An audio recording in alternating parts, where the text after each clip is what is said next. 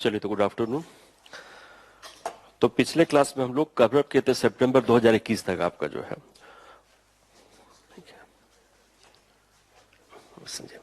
ठीक है। तो हम लोग कवर अप किए सितंबर 2021 तक, 2 महीने का डेवलपमेंट और इसमें ऐड किया गया, और अब तक कुछ और भी उसको भी अपडेट कर लेंगे।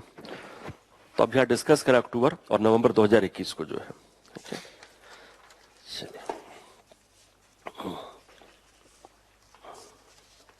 चलिए, थैंक यू।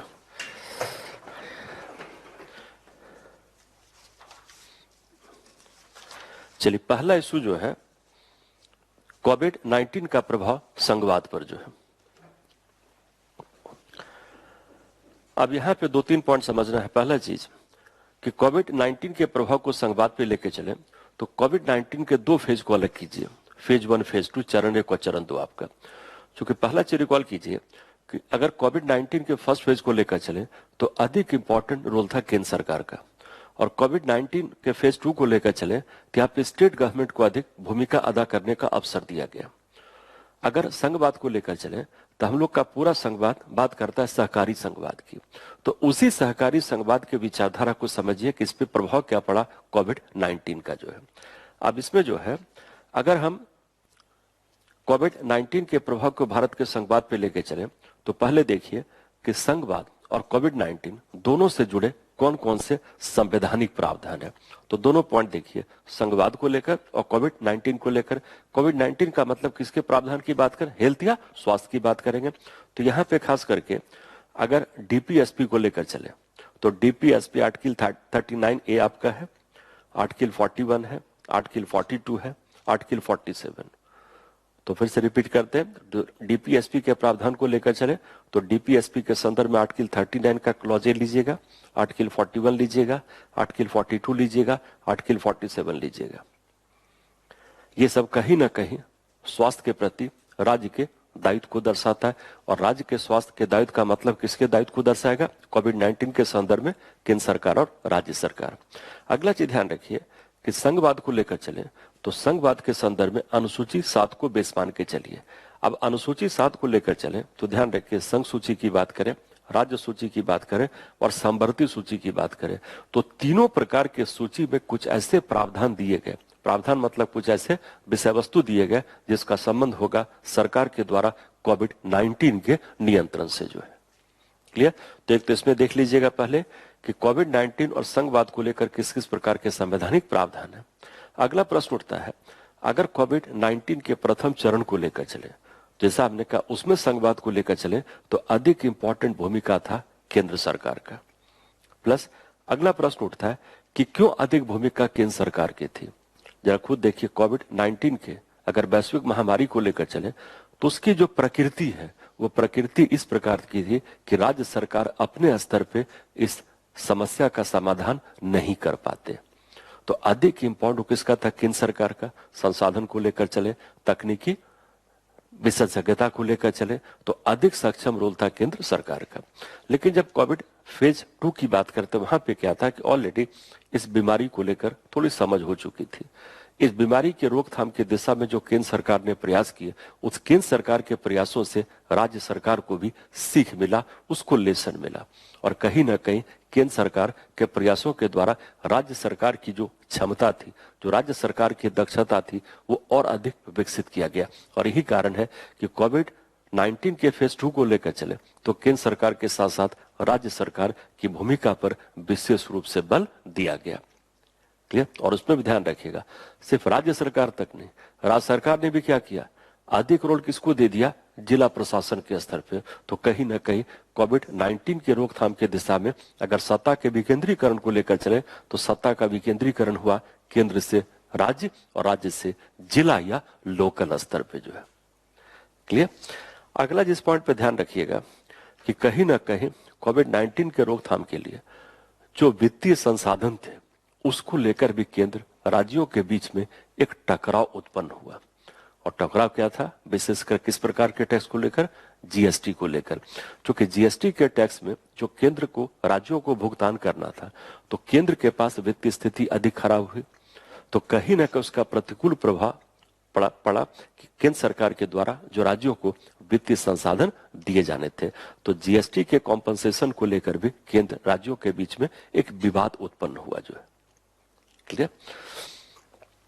उसके बाद अगला जिस पॉइंट पे ध्यान रखिएगा, क्योंकि ये जो वैश्विक महामारी था, इसके कारण अब तक जो कानून थे, खास करके महामारी अधिनियम 1897, जरा सोचिए ये अधिनियम 1897 का है, तो कहीं ना कहीं सरकार को लगा कि इस अधिनियम को पुनः संशोधित करने की जरूरत है, ताकि सरकार के द्वारा, समाज के द्वारा इस प्रकार के समस्या का प्रभावी समाधान किया जा सके जो है। क्लियर। और चूंकि कोविड-19 को लेके चलेंगे, तो इसमें फिर आगे थोड़ा सा ध्यान रखिएगा। आप लोग अवगत होंगे स्थायी समितियों के बारे में, और स्थायी समिति जो 24 है, जिसमें हर समिति में कुछ मंत्रालय को शामिल किया गया। तो गृह मंत्रालय से संबंधित जो संसद की स्थायी समिति थी, उसने इस कोविड-19 के संदर्भ में कुछ अपनी परामर्श अनुशंसाएं प्रस्तुत की है, परामर्श अनुशंसाएं। तो अनुशंसा पे भी आपको ध्यान रखना है, और खास करके उसमें 2-3 पॉइंट पे ध्यान रखिए। एक तो पहला जो एनडीएमए एक्ट है, राष्ट्रीय आपदा प्रबंधन अधिनियम आपका 2005 का, उसमें कुछ अमेंडमेंट की बात की गई। चूंकि जो राष्ट्रीय आपदा अधिनियम बना था, उस समय इस कोविड-19 जैसे महामारी की कल्पना नहीं की गई थी। क्लियर। और अगला चीज, जैसा हमने कहा कि महामारी अधिनियम 1897 का, उसको भी समय के साथ अपडेट करने की जरूरत है। अगला चीज ध्यान रखिएगा, जो कोविड-19 हेल्थ सेक्टर की समस्या है, स्वास्थ्य की समस्या है, तो कहीं ना कहीं हेल्थ सेक्टर में बजट को बढ़ाना, ये भी सरकार के लिए अनुशंसा के रूप में प्रस्तुत किया गया जो। ठीक है। और अगला चीज है कि कोविड-19 के द्वारा जो भी केंद्र सरकार को लाइसेंस या सीख मिला है, केंद्र सरकार उसके आधार पे हेल्थ इंफ्रास्ट्रक्चर को इंप्रूव करे, स्वास्थ्य की आधारभूत संरचना को विकसित करे जो है। क्लियर। तो ये सब कुछ पॉइंट ध्यान रखिए कोविड-19 का प्रभाव संघवाद के संदर्भ में जो है। ठीक है। और इसी में थोड़ा सा और आगे बढ़ जाएगा, जैसे कोविड-19 का फेज 1 था, फेज 2 था, और तीसरा जो वैक्सीनेशन, इसका टीकाकरण है, ये भी कहीं ना कहीं संघवाद पे प्रभावित करता है। और टीकाकरण को सफल बनाने के लिए भी केंद्र राज्य सरकार के बीच के परस्पर सहयोग एवं समन्वय की आवश्यकता पड़ती है जो। ठीक है। चलिए, इसके बाद 1.2 जो है, ये 7वीं अनुसूची की बात कर रहा है, और इसको भी आप संघवाद के साथ ही जोड़ के देखिएगा। तो इसमें खास करके ध्यान रखिए, मुद्दा क्यों इंपॉर्टेंट है, क्योंकि 15वें वित्त आयोग के अध्यक्ष के द्वारा इस बात पे बल दिया गया कि 7वीं अनुसूची की पुनः समीक्षा की जाए, और खास करके जलवायु परिवर्तन की समस्या को लेकर चले और महामारी को लेकर चले। ठीक है। अब प्रश्न उठता है कि 7वीं अनुसूची का संशोधन क्यों होना चाहिए।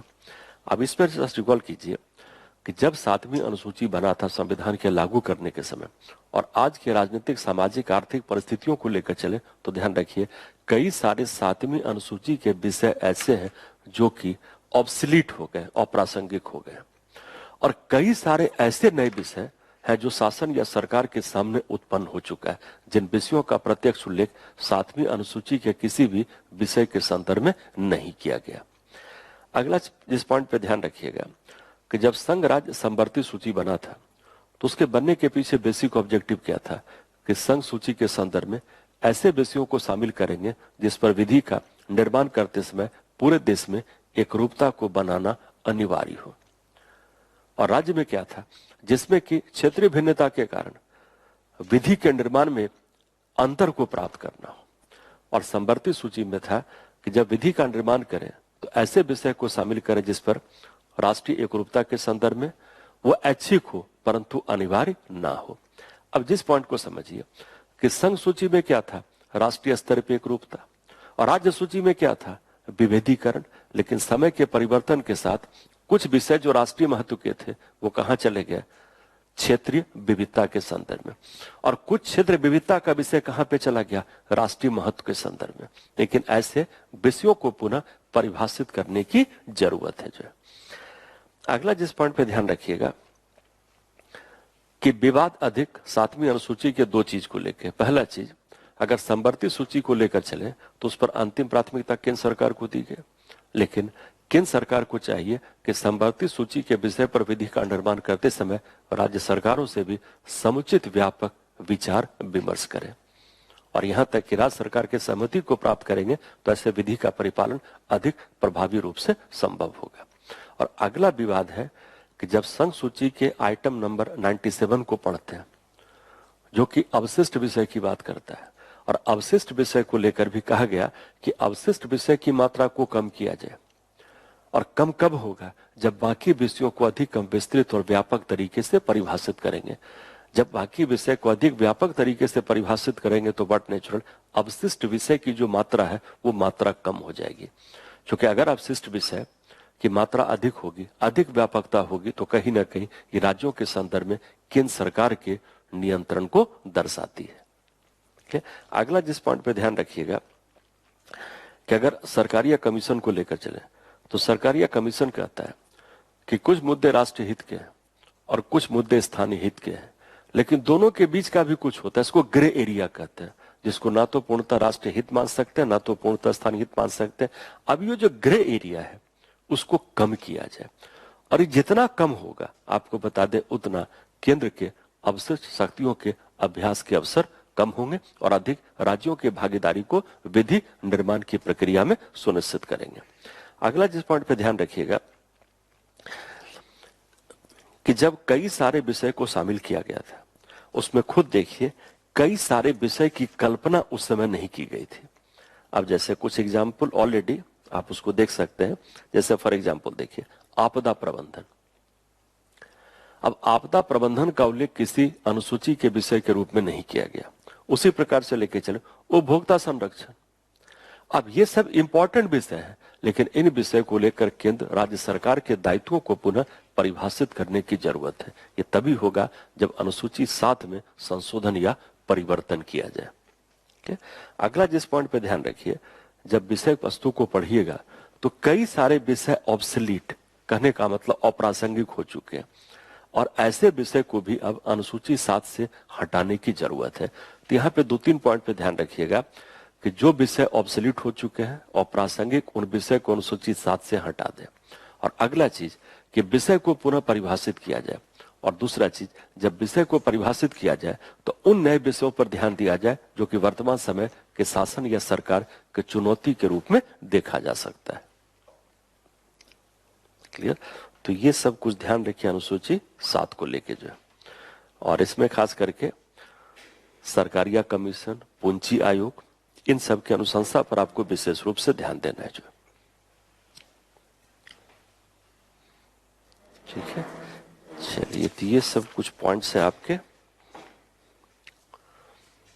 अनुसूची 7 को लेके जो है।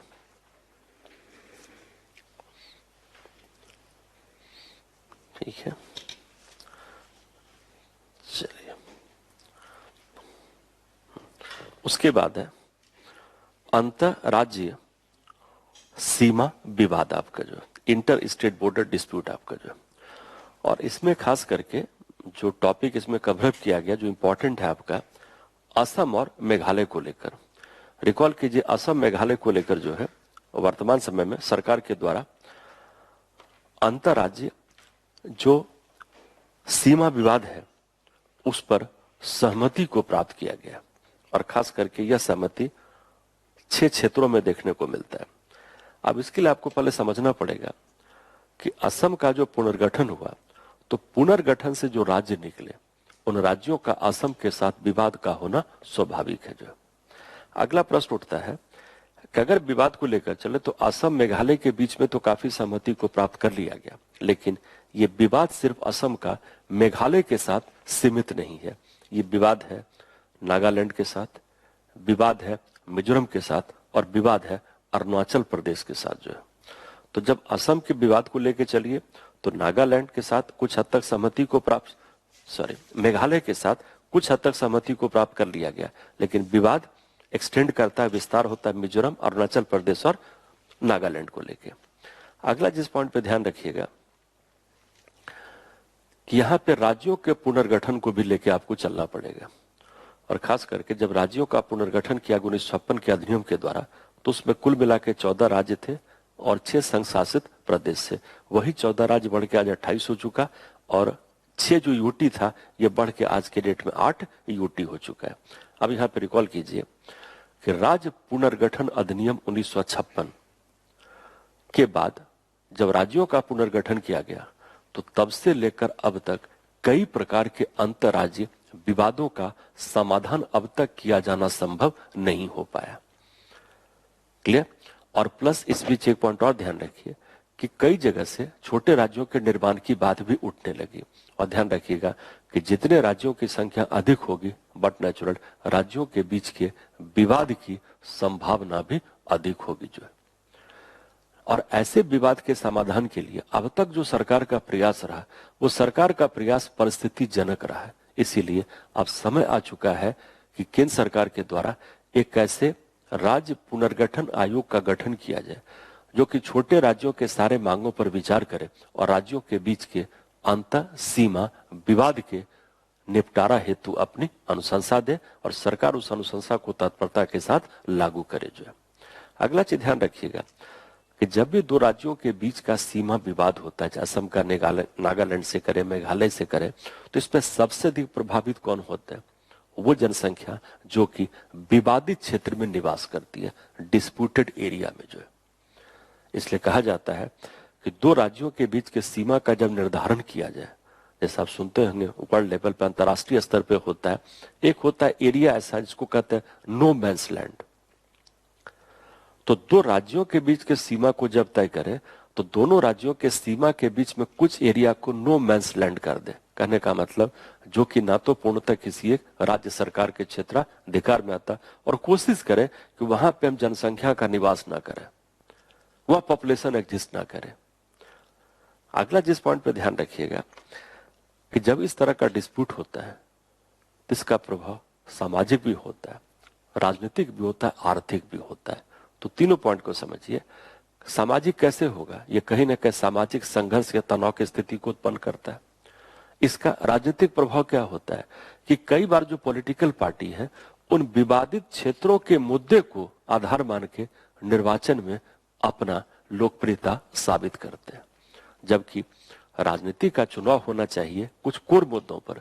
तो कोर मुद्दों पर ना होकर अधिक ध्यान किस पे भटक जाता है और कहीं ना कहीं जब सीमा विवाद होगा तो उसका आर्थिक प्रभाव भी पड़ना स्वाभाविक है। अब रिकॉल कीजिए, अभी कुछ दिन पहले विवाद हुआ था तो एक राज्य ने क्या किया, दूसरे राज्य से वाहन के अनुमति को देने से मना कर दिया। तो यातायात प्रभावित होगा। जब यातायात प्रभावित होगा तो सप्लाई आपूर्ति प्रभावित होगा और ये प्रभावित होगा तो इसका आर्थिक गतिविधियों पर प्रतिकूल प्रभाव पड़ना स्वाभाविक है।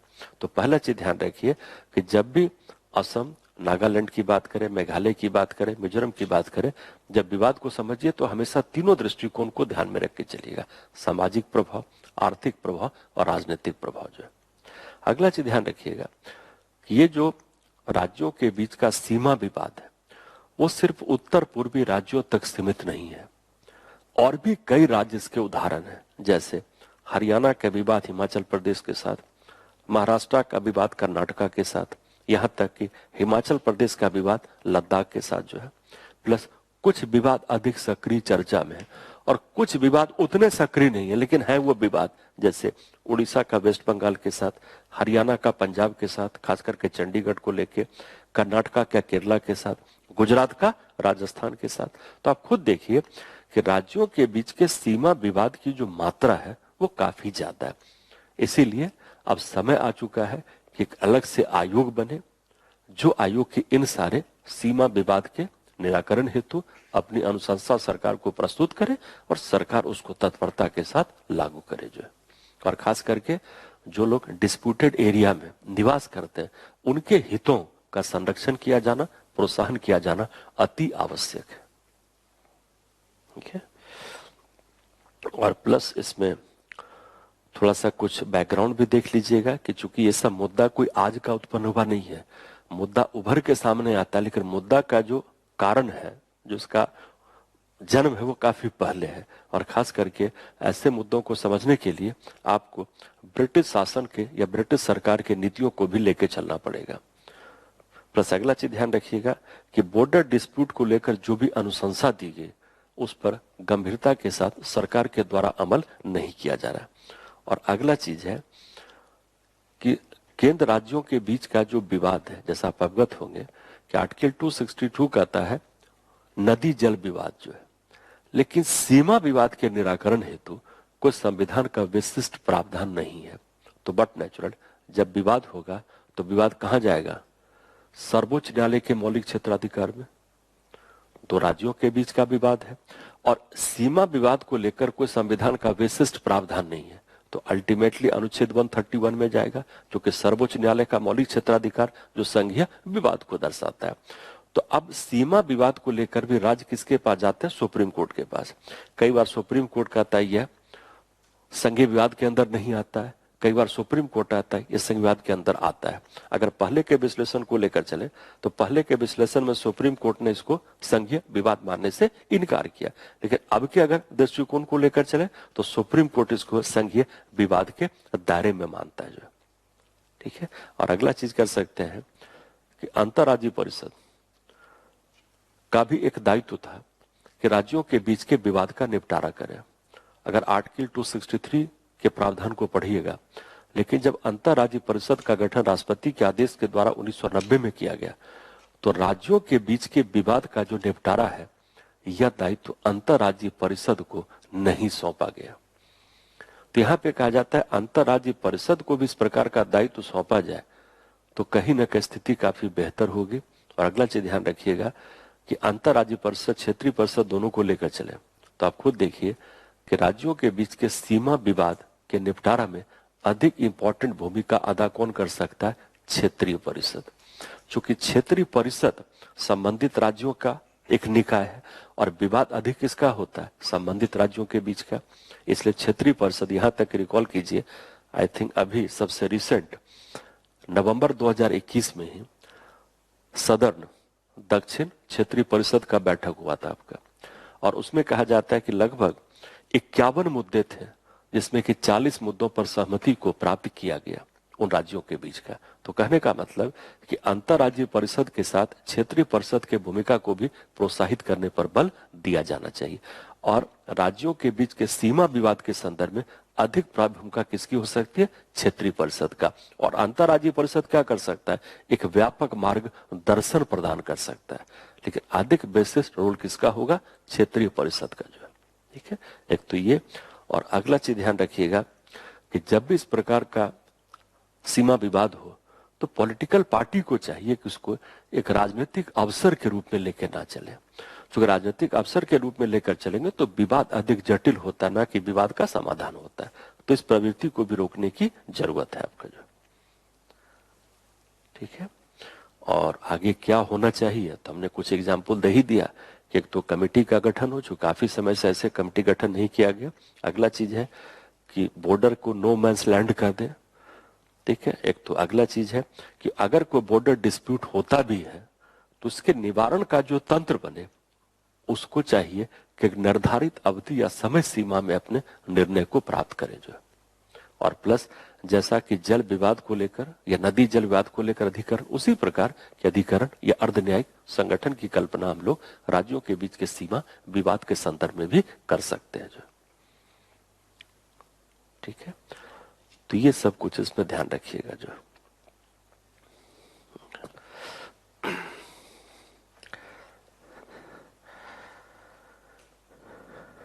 चलिए, उसके बाद का 1.4 जो है ये मुद्दा है सीबीआई और राज्यों को लेकर। अब इसमें रिकॉल कीजिए कि जो सीबीआई है उसको पावर कहां से मिला? तो उसको पावर मिला दिल्ली पुलिस विशेष स्थापना अधिनियम से जो है, तो वहां से इसको पावर मिलता है, लेकिन इसका गठन कार्यकारी निर्णय के द्वारा किया गया। अब ये प्रश्न उठता है कि सीबीसी को जो अधिकार क्षेत्र मिला उसमें कहा गया कि राज्यों के अनुमति को प्राप्त करके सीबीआई किसी राज्य में जांच पड़ताल कर सकता है, और एक जनरल कंसेंट, एक समान अनुमति राज्यों के द्वारा सीबीआई को दिया गया था। लेकिन समय के परिवर्तन के साथ कुछ राज्य इस अनुमति को विड्रॉ कर रहे हैं, वापस ले रहे हैं, और बिना राज्यों के अनुमति के, कंसेंट के, सहमति के सीबीआई उस राज्य में जाकर जांच पड़ताल नहीं कर सकती है। अब जिस पॉइंट को समझिए कि अगर अनुमति विड्रॉ कर लेते हैं तो उसमें विकल्प क्या बचता है? अगर सुप्रीम कोर्ट हाई कोर्ट चाहे तो उसके आदेश के द्वारा सीबीआई उस राज्य में जाकर जांच पड़ताल कर सकती है। तो एक तरीका कोर्ट के द्वारा हो, दूसरा तरीका केंद्र सरकार अधिनियम के प्रावधान में अमेंडमेंट करे जो अब तक नहीं किया गया। तीसरा तरीका है कि मान लीजिए कि अगर विधिक रूप से, औपचारिक रूप से हम राज्य सरकार को बाध्य कर देते हैं, वो सीबीआई के इंक्वायरी को एक सामान्य अनुमति दे। अगर विधि के द्वारा बाध्य कर दिया और राज्य सरकार की इच्छा शक्ति ना हो तो उस केस में क्या होगा? जब किसी राज्य में सीबीआई जांच पड़ताल करेगा और राज्य दिल से नहीं चाहता हो, उसकी स्वेच्छा ना हो, तो जांच पड़ताल के लिए जो लोकल पुलिस का सहयोग होता है वो सीबीआई को प्राप्त नहीं हो पाएगा। और ध्यान रखिएगा कि बिना लोकल पुलिस के सपोर्ट के सीबीआई चाहकर भी एक वास्तविक और विश्वसनीय जांच पड़ताल नहीं कर सकती है। अक्सर आप देखते होंगे कि जब कोई अपराध घटित होता है तो अपराध घटित होने के बाद इमीडिएट प्रारंभिक जांच पड़ताल लोकल पुलिस करती है। तो लोकल पुलिस के पास सारे दस्तावेज होते हैं, एविडेंस होते हैं, सबूत होते हैं और सीबीआई बाद में अक्सर हस्तक्षेप करती है। और कहा जाता है कि जो सीबीआई के जांच पड़ताल का टोटल इनपुट होता है, आगत या निवेश होता है, वो कहां से मिलता है? लोकल पुलिस के द्वारा जो है। तो इसमें दो तीन मुद्दे जुड़े हैं कि अगर राज्य सरकार जब तक या राज्य सरकार की इच्छा शक्ति ना हो, तो अगर विधिक रूप से राज्य सरकार के सहमति को प्राप्त कर भी लिया गया तो जब तक राज्य की इच्छा शक्ति ना हो, सीबीआई बिना राज्य के सहयोग के वास्तविक और विश्वसनीय जांच पड़ताल नहीं कर सकती है। प्लस अगला कहा जाता है कि जब केंद्र राज्यों में अलग अलग पार्टी की सरकार होगी तो बट नेचुरल सीबीआई के जांच पड़ताल को लेकर विवाद की संभावना अधिक होगी। जो अगला चीज प्रश्न उठता है कि अगर सीबीआई को लेकर केंद्र राज्य के बीच में कोई विवाद हो तो उस बात को लेकर राज्य केंद्र कहां पहुंचेंगे? सुप्रीम कोर्ट पहुंचेंगे। अब सुप्रीम कोर्ट में यहां भी मुद्दा उठता है कि सुप्रीम कोर्ट इसको आर्टिकल 131 के मौलिक क्षेत्राधिकार के रूप में माने या इसको अलग याचिका के रूप में माने। राज्य क्या चाहते हैं कि 131 के अंतर्गत इसकी सुनवाई हो, जबकि केंद्र क्या चाहेगा कि एक विधि के विश्लेषण के रूप में सुप्रीम कोर्ट का हस्तक्षेप होना चाहिए। तो यहां भी इस बात को लेकर विवाद होती है। अगला जिस पॉइंट पे ध्यान रखिएगा कि अब तक कहा जाता है कि 8 राज्यों ने अपने कंसर्न को विड्रॉ कर लिया और ये 8 राज्य कौन है? जहां पे कि बीजेपी से अलग पार्टी की सरकार है। तो कहने का मतलब कि सीबीआई के इंक्वायरी को लेकर जो मुद्दा है वो मुद्दा कोई प्रशासनिक या तकनीकी ना होकर ये मुद्दा मौलिक रूप से क्या राजनीतिक है। जो है क्लियर? अदरवाइज अगर तकनीकी होता, प्रशासनिक होता तो राज्यों के द्वारा विरोध किया जाता जिसमें केंद्र राज्य में एक पार्टी की सरकार हो। तो पहला चीज ध्यान रखिएगा कि सीबीआई को लेकर जो राज्यों के सहमति को विड्रॉ वापस लेने की बात है, यह मुद्दा प्रशासनिक और तकनीकी ना होकर मौलिक रूप से क्या है? राजनीतिक है। अगला जिस पॉइंट पे ध्यान रखिएगा, अगर हम केंद्र राज्यों के बीच के किसी इस प्रकार के विवाद को लेकर चले तो इस प्रकार का विवाद कहीं ना कहीं भारत के सहकारी संघवाद पर भी एक प्रतिकूल प्रभाव डालती है। और यहां पे खास करके ध्यान रखिए, कई बार राज्य सरकार खुद केंद्र सरकार से आग्रह करती है कि इस मुद्दे पर, विषय पर, घटना पर सीबीआई की जांच हो। उस समय सीबीआई से उनको किसी प्रकार की आपत्ति नहीं होती है, लेकिन जब उसी मामले के गंभीरता को देखकर जब केंद्र सरकार पहल करती है तो वहां पे राज्यों को आपत्ति होती है। कहने का मतलब सीबीआई की उपयोगिता राज्य सरकार भी स्वीकार करती है, लेकिन परिस्थिति के अनुसार जो है। क्लियर?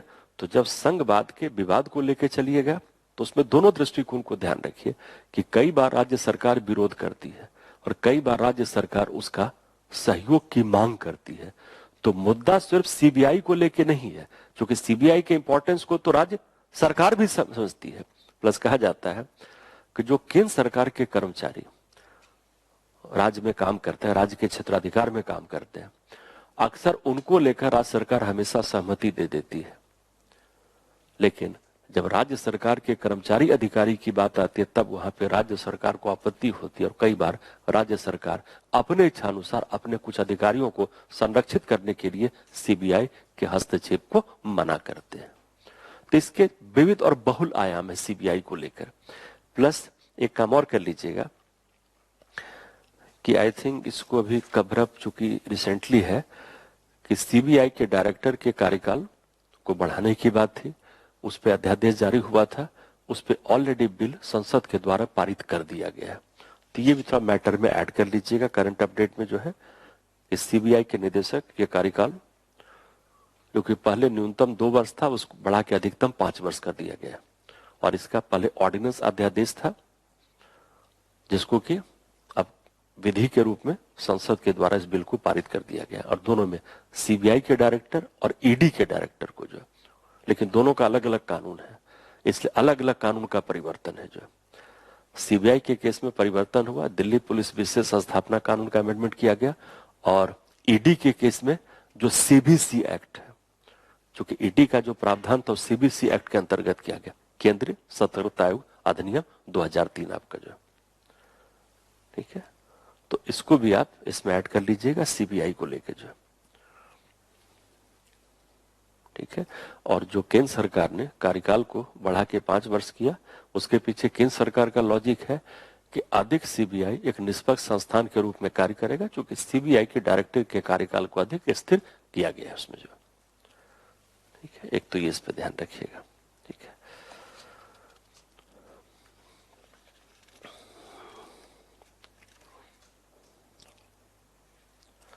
और लास्ट में ही जो कंक्लूड किया गया है कि हम लोग कैसे अधिक बेहतर सहकारी संघवाद को सुनिश्चित करेंगे, तो इसमें जो पॉइंट आपको मिलेगा उसमें 2-3 इंपॉर्टेंट है कि सरकारी आयोग पूंजी आयोग की अनुशंसा को लागू करना, जिसमें है कि राज्यपाल के पद को अधिक गैर राजनीतिक करना।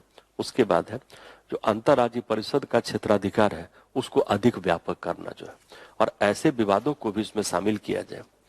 अगला चीज ध्यान रखिएगा कि जब केंद्र सरकार किसी निर्णय को प्राप्त करती है तो उसमें कुछ ऐसा मंडल या बोर्ड बने जहां की राज्यों की भागीदारी को सुनिश्चित करें। और प्लस कहा गया है कि कहीं ना कहीं सहकारी संघवाद हेतु इंपॉर्टेंट है कि हम निर्वाचन सुधार को प्राप्त करें ताकि जो रीजनल पॉलिटिकल पार्टी है उनको एक समान स्तर मिल सके, लेवल प्लेइंग आपका जो।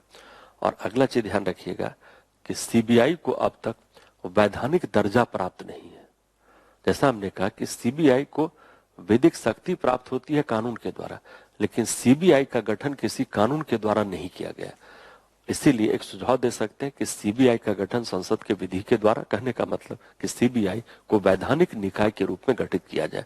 जब वैधानिक निकाय होगा तो बट नेचुरल कहीं ना कहीं इसकी स्वायत्ता, इसका क्षेत्राधिकार अधिक होगा। और एक पॉइंट ध्यान रखिए कि जब सीबीआई का वैधानिक स्वरूप होगा तो कहीं ना कहीं सीबीआई पर जो राज्य सरकार की विश्वसनीयता है, विश्वसनीयता भी अधिक प्रोत्साहित होगी।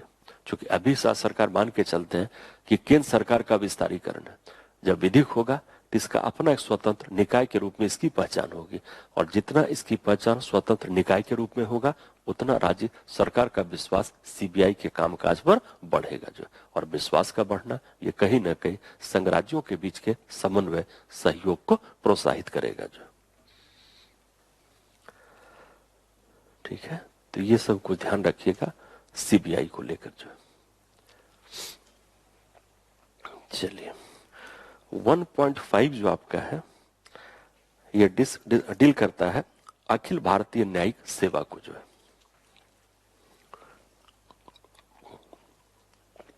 चलिए इसमें क्या कीजिए, अखिल भारतीय न्यायिक सेवा के करंट डेवलपमेंट को समझने के लिए पहले रिकॉल कर लीजिए अखिल भारतीय सेवा के बारे में। क्योंकि अखिल भारतीय सेवा के माध्यम से हम जिन लक्ष्यों को प्राप्त करते हैं उसी को प्राप्त करने का एक माध्यम बनेगा अखिल भारतीय न्यायिक सेवा। तो कुछ पॉइंट तो वहां से उठाइएगा। अगला जिस पॉइंट पे ध्यान रखिएगा कि अखिल भारतीय न्यायिक सेवा के गठन को लेकर ये काफी दिन से विचाराधीन है, लेकिन वर्तमान सरकार के द्वारा भी इसको गठित करने पर विचार किया जा रहा है, ठीक है। अब ये प्रश्न उठता है कि अखिल भारतीय न्यायिक सेवा की संवैधानिक स्थिति क्या है। तो ध्यान रखिए, जहां तक संवैधानिक स्थिति की बात है, अखिल भारतीय न्यायिक सेवा का उल्लेख मूल संविधान में नहीं किया गया। चूंकि मूल संविधान दो अखिल भारतीय सेवा की बात करता है, भारतीय प्रशासनिक सेवा, भारतीय पुलिस सेवा, तो अखिल भारतीय न्यायिक सेवा के प्रावधान को 42nd अमेंडमेंट के द्वारा संविधान में शामिल किया गया। क्लियर। अगला जिस पॉइंट पे ध्यान रखिएगा कि अखिल भारतीय न्यायिक सेवा का जो गठन होगा, वो गठन को सुप्रीम कोर्ट, हाई कोर्ट के स्तर पे नहीं होगा, गठन होगा डिस्ट्रिक्ट कोर्ट या जिला के स्तर पे। और ध्यान रखिएगा, जब अखिल भारतीय न्यायिक सेवा बनेगी तो नियुक्ति में अधिक इंपॉर्टेंस किसका होगा, न्यायपालिका का या कार्यपालिका का? अधिक इंपॉर्टेंस होगा कार्यपालिका का। अगर सुप्रीम कोर्ट, हाई कोर्ट के स्तर पे लागू करेंगे तो ऑलरेडी संविधान कहता है उसको स्वतंत्र माना गया कार्यपालिका से। इसलिए अखिल भारतीय न्यायिक सेवा के गठन की जो बात करेंगे वो जिला के स्तर पे या अधीनस्थ न्यायालय के स्तर पे। अगला जिस पॉइंट पे ध्यान रखिएगा कि अखिल भारतीय सेवा के गठन को लेकर कहीं न कहीं इसका समर्थन सुप्रीम कोर्ट के द्वारा भी किया गया। यहां तक कि एक राष्ट्रीय न्यायिक वेतन आयोग गठित हुआ था, उसने भी कहा था, उसको शेट्टी कमीशन कहते हैं, उसने भी कहा था भारत में अखिल भारतीय न्यायिक सेवा का गठन किया जाए। जो अब ये प्रश्न उठता है कि अखिल भारतीय न्यायिक सेवा के गठन के पीछे का औचित्य क्या है? तो औचित्य में 4-5 पॉइंट ध्यान रखिए। पहला चीज, ये कहीं न कहीं राष्ट्रीय एकता एवं अखंडता को प्रोत्साहित करेगा। और राष्ट्रीय एकता अखंडता को प्रोत्साहित करने का मतलब क्या है कि अलग अलग राज्यों के लोग अलग अलग राज्यों के अधीनस्थ न्यायालय में जाकर अपनी सेवाएं देंगे।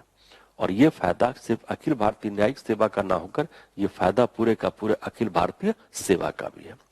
दूसरा चीज ध्यान रखिएगा कि जब अखिल भारतीय न्यायिक सेवा के द्वारा नियुक्ति होगा तो कहीं ना कहीं जो जजेज हैं उनकी योग्यता, विशेषज्ञता गुणवत्ता रूप से अधिक बढ़ोतरी होगा, तो उसके गुणवत्ता बढ़ोतरी होगा। और कहा जाता है कि जब जज अधिक कैपेबल होंगे, दक्ष होंगे, सक्षम होंगे, योग्य होंगे, तो बट नेचुरल न्यायिक प्रक्रिया भी क्या होगी, अधिक न्यायपूर्ण होगी। जो है अगला जिस पॉइंट पे ध्यान रखिएगा कि अखिल भारतीय न्यायिक सेवा का गठन होगा तो जजेस की नियुक्ति में भाई भतीजावाद, नियुक्ति में जो भ्रष्टाचार होता है उसकी भी संभावना कम। कहने का मतलब कि न्यायाधीशों की नियुक्ति को लेकर चले तो अधिक हम सत्यनिष्ठा को प्राप्त कर सकते हैं।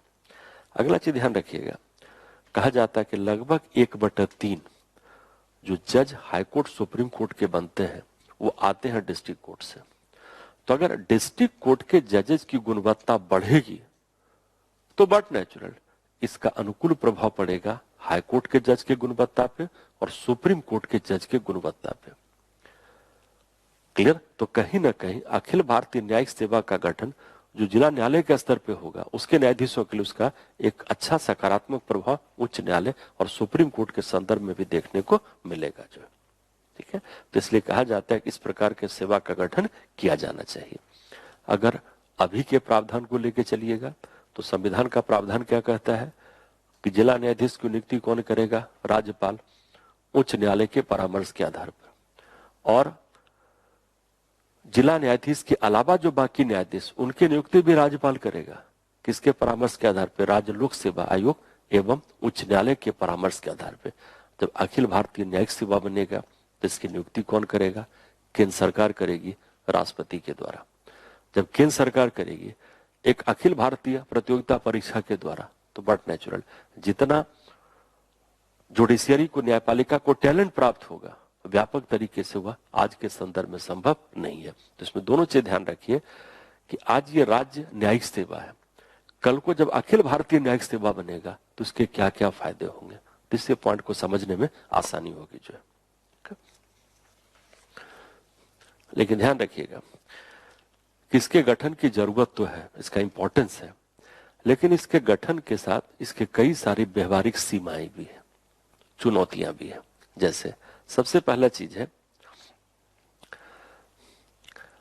कि अधिकतर जो जिला न्यायालय है उसमें जो वैकेंसी है, जो पद रिक्त है, वो पद रिक्त है अधीनस्थ स्तर पे, जो डिस्ट्रिक्ट जज के नीचे का है। तो ये कैसे इसको कैटर करेगा, कैसे समस्या का समाधान करेगा। अगला चीज ध्यान रखिए कि लोकल स्तर पे, जिला के स्तर पे, अधीनस्थ न्यायालय के स्तर पे अधिकतर जो वार्तालाप होता है, संचार होता है, वो क्षेत्रीय भाषा के रूप में होता है। अब ये प्रश्न उठता है, मान लीजिए एक हिंदी भाषी क्षेत्र का व्यक्ति अगर साउथ इंडिया के किसी स्टेट में डिस्ट्रिक्ट कोर्ट में जज बनता है मान लीजिए, तो वो रीजनल लैंग्वेज को सीखे, ये अपने आप में जटिल प्रक्रिया। और ध्यान रखिएगा, खास करके किसी के समस्या को समझने के लिए आपको बता दें कि जिस भाषा में चीज को व्यक्त किया जाता है, जब तक उस भाषा की जानकारी ना हो उस समस्या के भाव को समझा जाना संभव नहीं है। जो है क्लियर? तो एक समस्या होगा, भाषा को लेकर एक बैरियर या बाधा होगा। अगला चीज ध्यान रखिएगा कि कहीं ना कहीं अधिक अखिल भारतीय सेवा का होना ये राज्यों के क्षेत्राधिकार को सीमित या संकुचित करता है। और जब कहते हैं राज्यों के क्षेत्राधिकार को सीमित करने का मतलब इसका प्रतिकूल प्रभाव किस पे पड़ेगा? भारत के संघवाद पे जो है। और प्लस कहा जाता है, जैसा हमने कहा कि अखिल भारतीय न्यायिक सेवा बनेगा तो नियुक्ति कार्यपालिका करेगी। जब नियुक्ति कार्यपालिका करेगी तो कहीं ना कहीं ध्यान रखिएगा ये न्यायपालिका के स्वतंत्रता पर भी प्रश्न चिन्ह उत्पन्न करता है। और प्लस जो राज्य स्तर के न्यायिक अधिकारी है उनको पदोन्नति के द्वारा जो उच्च स्तर को प्राप्त करने का अवसर होता है वह भी संभव नहीं होगा अगर अखिल भारतीय न्यायिक सेवा का गठन किया जाए। क्लियर? तो ये सब इसकी चुनौतियां हैं, लेकिन सुप्रीम कोर्ट के द्वारा प्लस जो प्रथम न्यायिक वेतन आयोग था उसके द्वारा अनुशंसा दिया गया कि इस प्रकार के सेवा का गठन किया जाए। और चूंकि संविधान में जब प्रावधान को शामिल किया गया तो उस प्रावधान को व्यवहारिक बनाने की भी जरूरत है। जो ठीक है, एक तो ये। और अगला प्रश्न उठता है कि अगर हम इसके सेवा के गठन को सरकार स्वीकार कर लेती है तो सरकार को कुछ समस्याओं पे ध्यान देना होगा। एक तो पहला चीज कि भाषा के बाधा को कैसे दूर करें, जो लैंग्वेज का बैरियर या भाषा को लेकर जो बाधा है। दूसरा चीज, नई सेवा बनेगी तो पर्याप्त धनराशि एडिक्वेट फंड भी चाहिए। उसके बाद जब भी सरकार इस प्रकार के सेवा गठित करती है तो जितने पक्षधर समूह है उन सबको इंगेज करना, उससे परामर्श करना है और तब इस पे आम सहमति को प्राप्त करना। तो आम सहमति को कैसे प्राप्त करेंगे? खास करके राज्य सरकारों की सहमति को प्राप्त करना, यह भी कहीं न कहीं केंद्र सरकार के लिए चुनौतीपूर्ण होगा। और अगला चीज है, जब अखिल भारतीय न्यायिक सेवा के द्वारा आप डिस्ट्रिक्ट कोर्ट के स्तर पर जज की नियुक्ति करेंगे तो कल को उनका प्रमोशन कैसे होगा? यानी उसको कहीं ना कहीं हाईकोर्ट या सुप्रीम कोर्ट के साथ लिंकअप करना पड़ेगा। तो कहने का मतलब कि डिस्ट्रिक्ट स्तर पे जज की नियुक्ति जब अखिल भारतीय न्यायिक सेवा के द्वारा होगी तो उनके पदोन्नति के अवसर क्या होंगे, उनका वृत्ति विकास कैसे होगा, उनके करियर का डेवलपमेंट कैसे होगा, उस पर भी सरकार को सोचना पड़ेगा। जो लेकिन ध्यान रखिएगा कि न्यायपालिका, विशेषकर अगर हम निम्न स्तर के न्यायपालिका यानी डिस्ट्रिक्ट कोर्ट को लेकर चले तो एक तो मुद्दा न्यायाधीशों के गुणवत्ता को लेकर, इसके साथ और भी कई मुद्दे जुड़े हुए हैं। जैसे कहा जाता है कि लगभग जिला के स्तर पे 4 करोड़ मामले पेंडिंग है, विचाराधीन है। तो कैसे इस कार्यभार को कम किया जाए डिस्ट्रिक्ट कोर्ट के स्तर पे? अगला चीज है, उपयुक्त न्यायाधीशों की संख्या की कमी है, उसको कैसे पूरा किया जाए? अगला चीज है, अगर हम डिफरेंट स्टेट के जिला न्यायालय के जजेस को लेकर चले तो उनके वेतन और सेवा शर्तों में एकरूपता की कमी है। इसलिए अखिल भारतीय न्यायिक सेवा बनेगा तो इस समस्या का भी समाधान होगा कि डिफरेंट स्टेट के डिस्ट्रिक्ट कोर्ट के जजेस के वेतन और सेवा शर्तों में एकरूपता, क्योंकि तब संचालित कौन करेगी? केंद्र सरकार करेगी। जो अगला चीज ध्यान रखिएगा कि न्यायालय आम जनता के बीच का जो परस्पर संपर्क है उस परस्पर संपर्क को लेकर नागरिकों के बीच में एक जागरूकता की भी कमी है। प्लस एक और ध्यान रखिए कि जिला के स्तर पे भी कई सारे न्यायिक नवाचार किए गए जिसको कहते हैं वैकल्पिक न्यायिक संस्थान। कैसे जनता उसका प्रयोग करे, इसको लेकर भी कहीं ना कहीं जनता में जागरूकता की कमी है। जो अगला जिस पॉइंट पे ध्यान रखिए कि अभी राज्य के स्तर पे जो जज का नियुक्ति होता है, हम जिला की बात कर रहे हैं, उसमें कहीं ना कहीं पारदर्शिता की कमी है। लेकिन जब अखिल भारतीय न्यायिक सेवा बनेगा तो पूरी जो नियुक्ति की प्रक्रिया है वो अधिक क्या होगा? पारदर्शी होगा।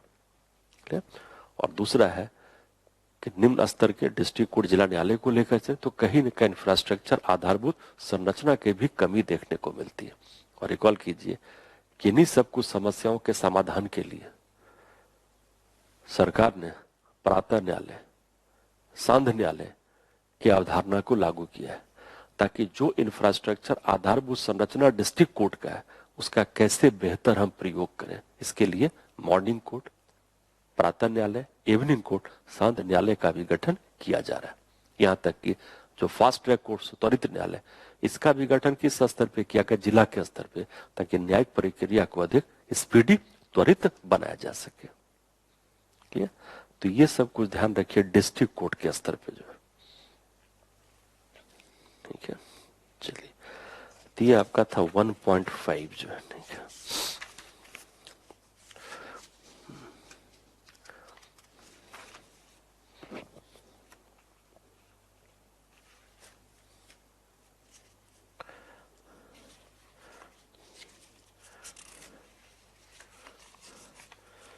चलिए तो 10 मिनट ब्रेक करते हैं, फिर कंटिन्यू करेंगे उसको जो है। इसमें 5-6 मुद्दे और हैं, उसको भी डिस्कस करेंगे जो।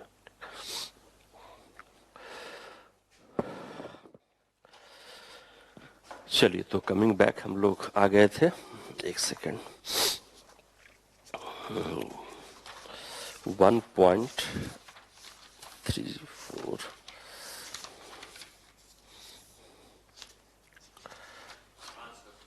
चलिए 1.5 हो चुका था। नेक्स्ट आई 1.6 आपका जो है, और यहां पे मुद्दा है पार्टी के अंदर के प्रजातंत्र को लेकर, और खास करके जैसे रूलिंग कांग्रेस में जो पंजाब में जो घटना घटी, और खास करके जो कांग्रेस का नेतृत्व की जो प्रतिक्रिया थी, इन सब को लेकर ये मुद्दा बना है कि पॉलिटिकल पार्टी के बीच के आंतरिक प्रजातंत्र को लेकर। अब यहां जिस पॉइंट को समझिएगा कि जो पॉलिटिकल पार्टीज होते हैं, राजनीतिक दल, वो प्रजातंत्र का मूल आधार है। हम लोग पॉलिटिकल पार्टी की कितनी भी आलोचना कर ले, लेकिन बिना पॉलिटिकल पार्टी के प्रजातंत्र अपने अस्तित्व को बनाकर नहीं रख सकता। तो पॉलिटिकल पार्टीज को कहते हैं डेमोक्रेसी का फाउंडेशन है, प्रजातंत्र की आधारशिला है। अब जरा सोचिए कि जो पॉलिटिकल पार्टी डेमोक्रेसी, प्रजातंत्र का आधारभूत हो, अगर वो खुद डेमोक्रेसी के मूल्यों को लागू ना करे, तो कैसे पॉलिटिकल पार्टी प्रजातंत्र के मूलभूत आधार के रूप में अपना योगदान दे सकता है? तो पहला जिस पॉइंट पे ध्यान रखिएगा कि क्यों पॉलिटिकल पार्टी के अंदर डेमोक्रेसी होना चाहिए। तो पॉलिटिकल पार्टी डेमोक्रेसी का मूलभूत आधार है, तो पॉलिटिकल पार्टी को भी चाहिए कि प्रजातांत्रिक मूल्यों को, प्रजातांत्रिक परंपराओं को, प्रजातांत्रिक प्रथाओं को और प्रजातांत्रिक मान्यताओं को अपने पॉलिटिकल पार्टी के कार्य प्रणाली में लागू करें जो है।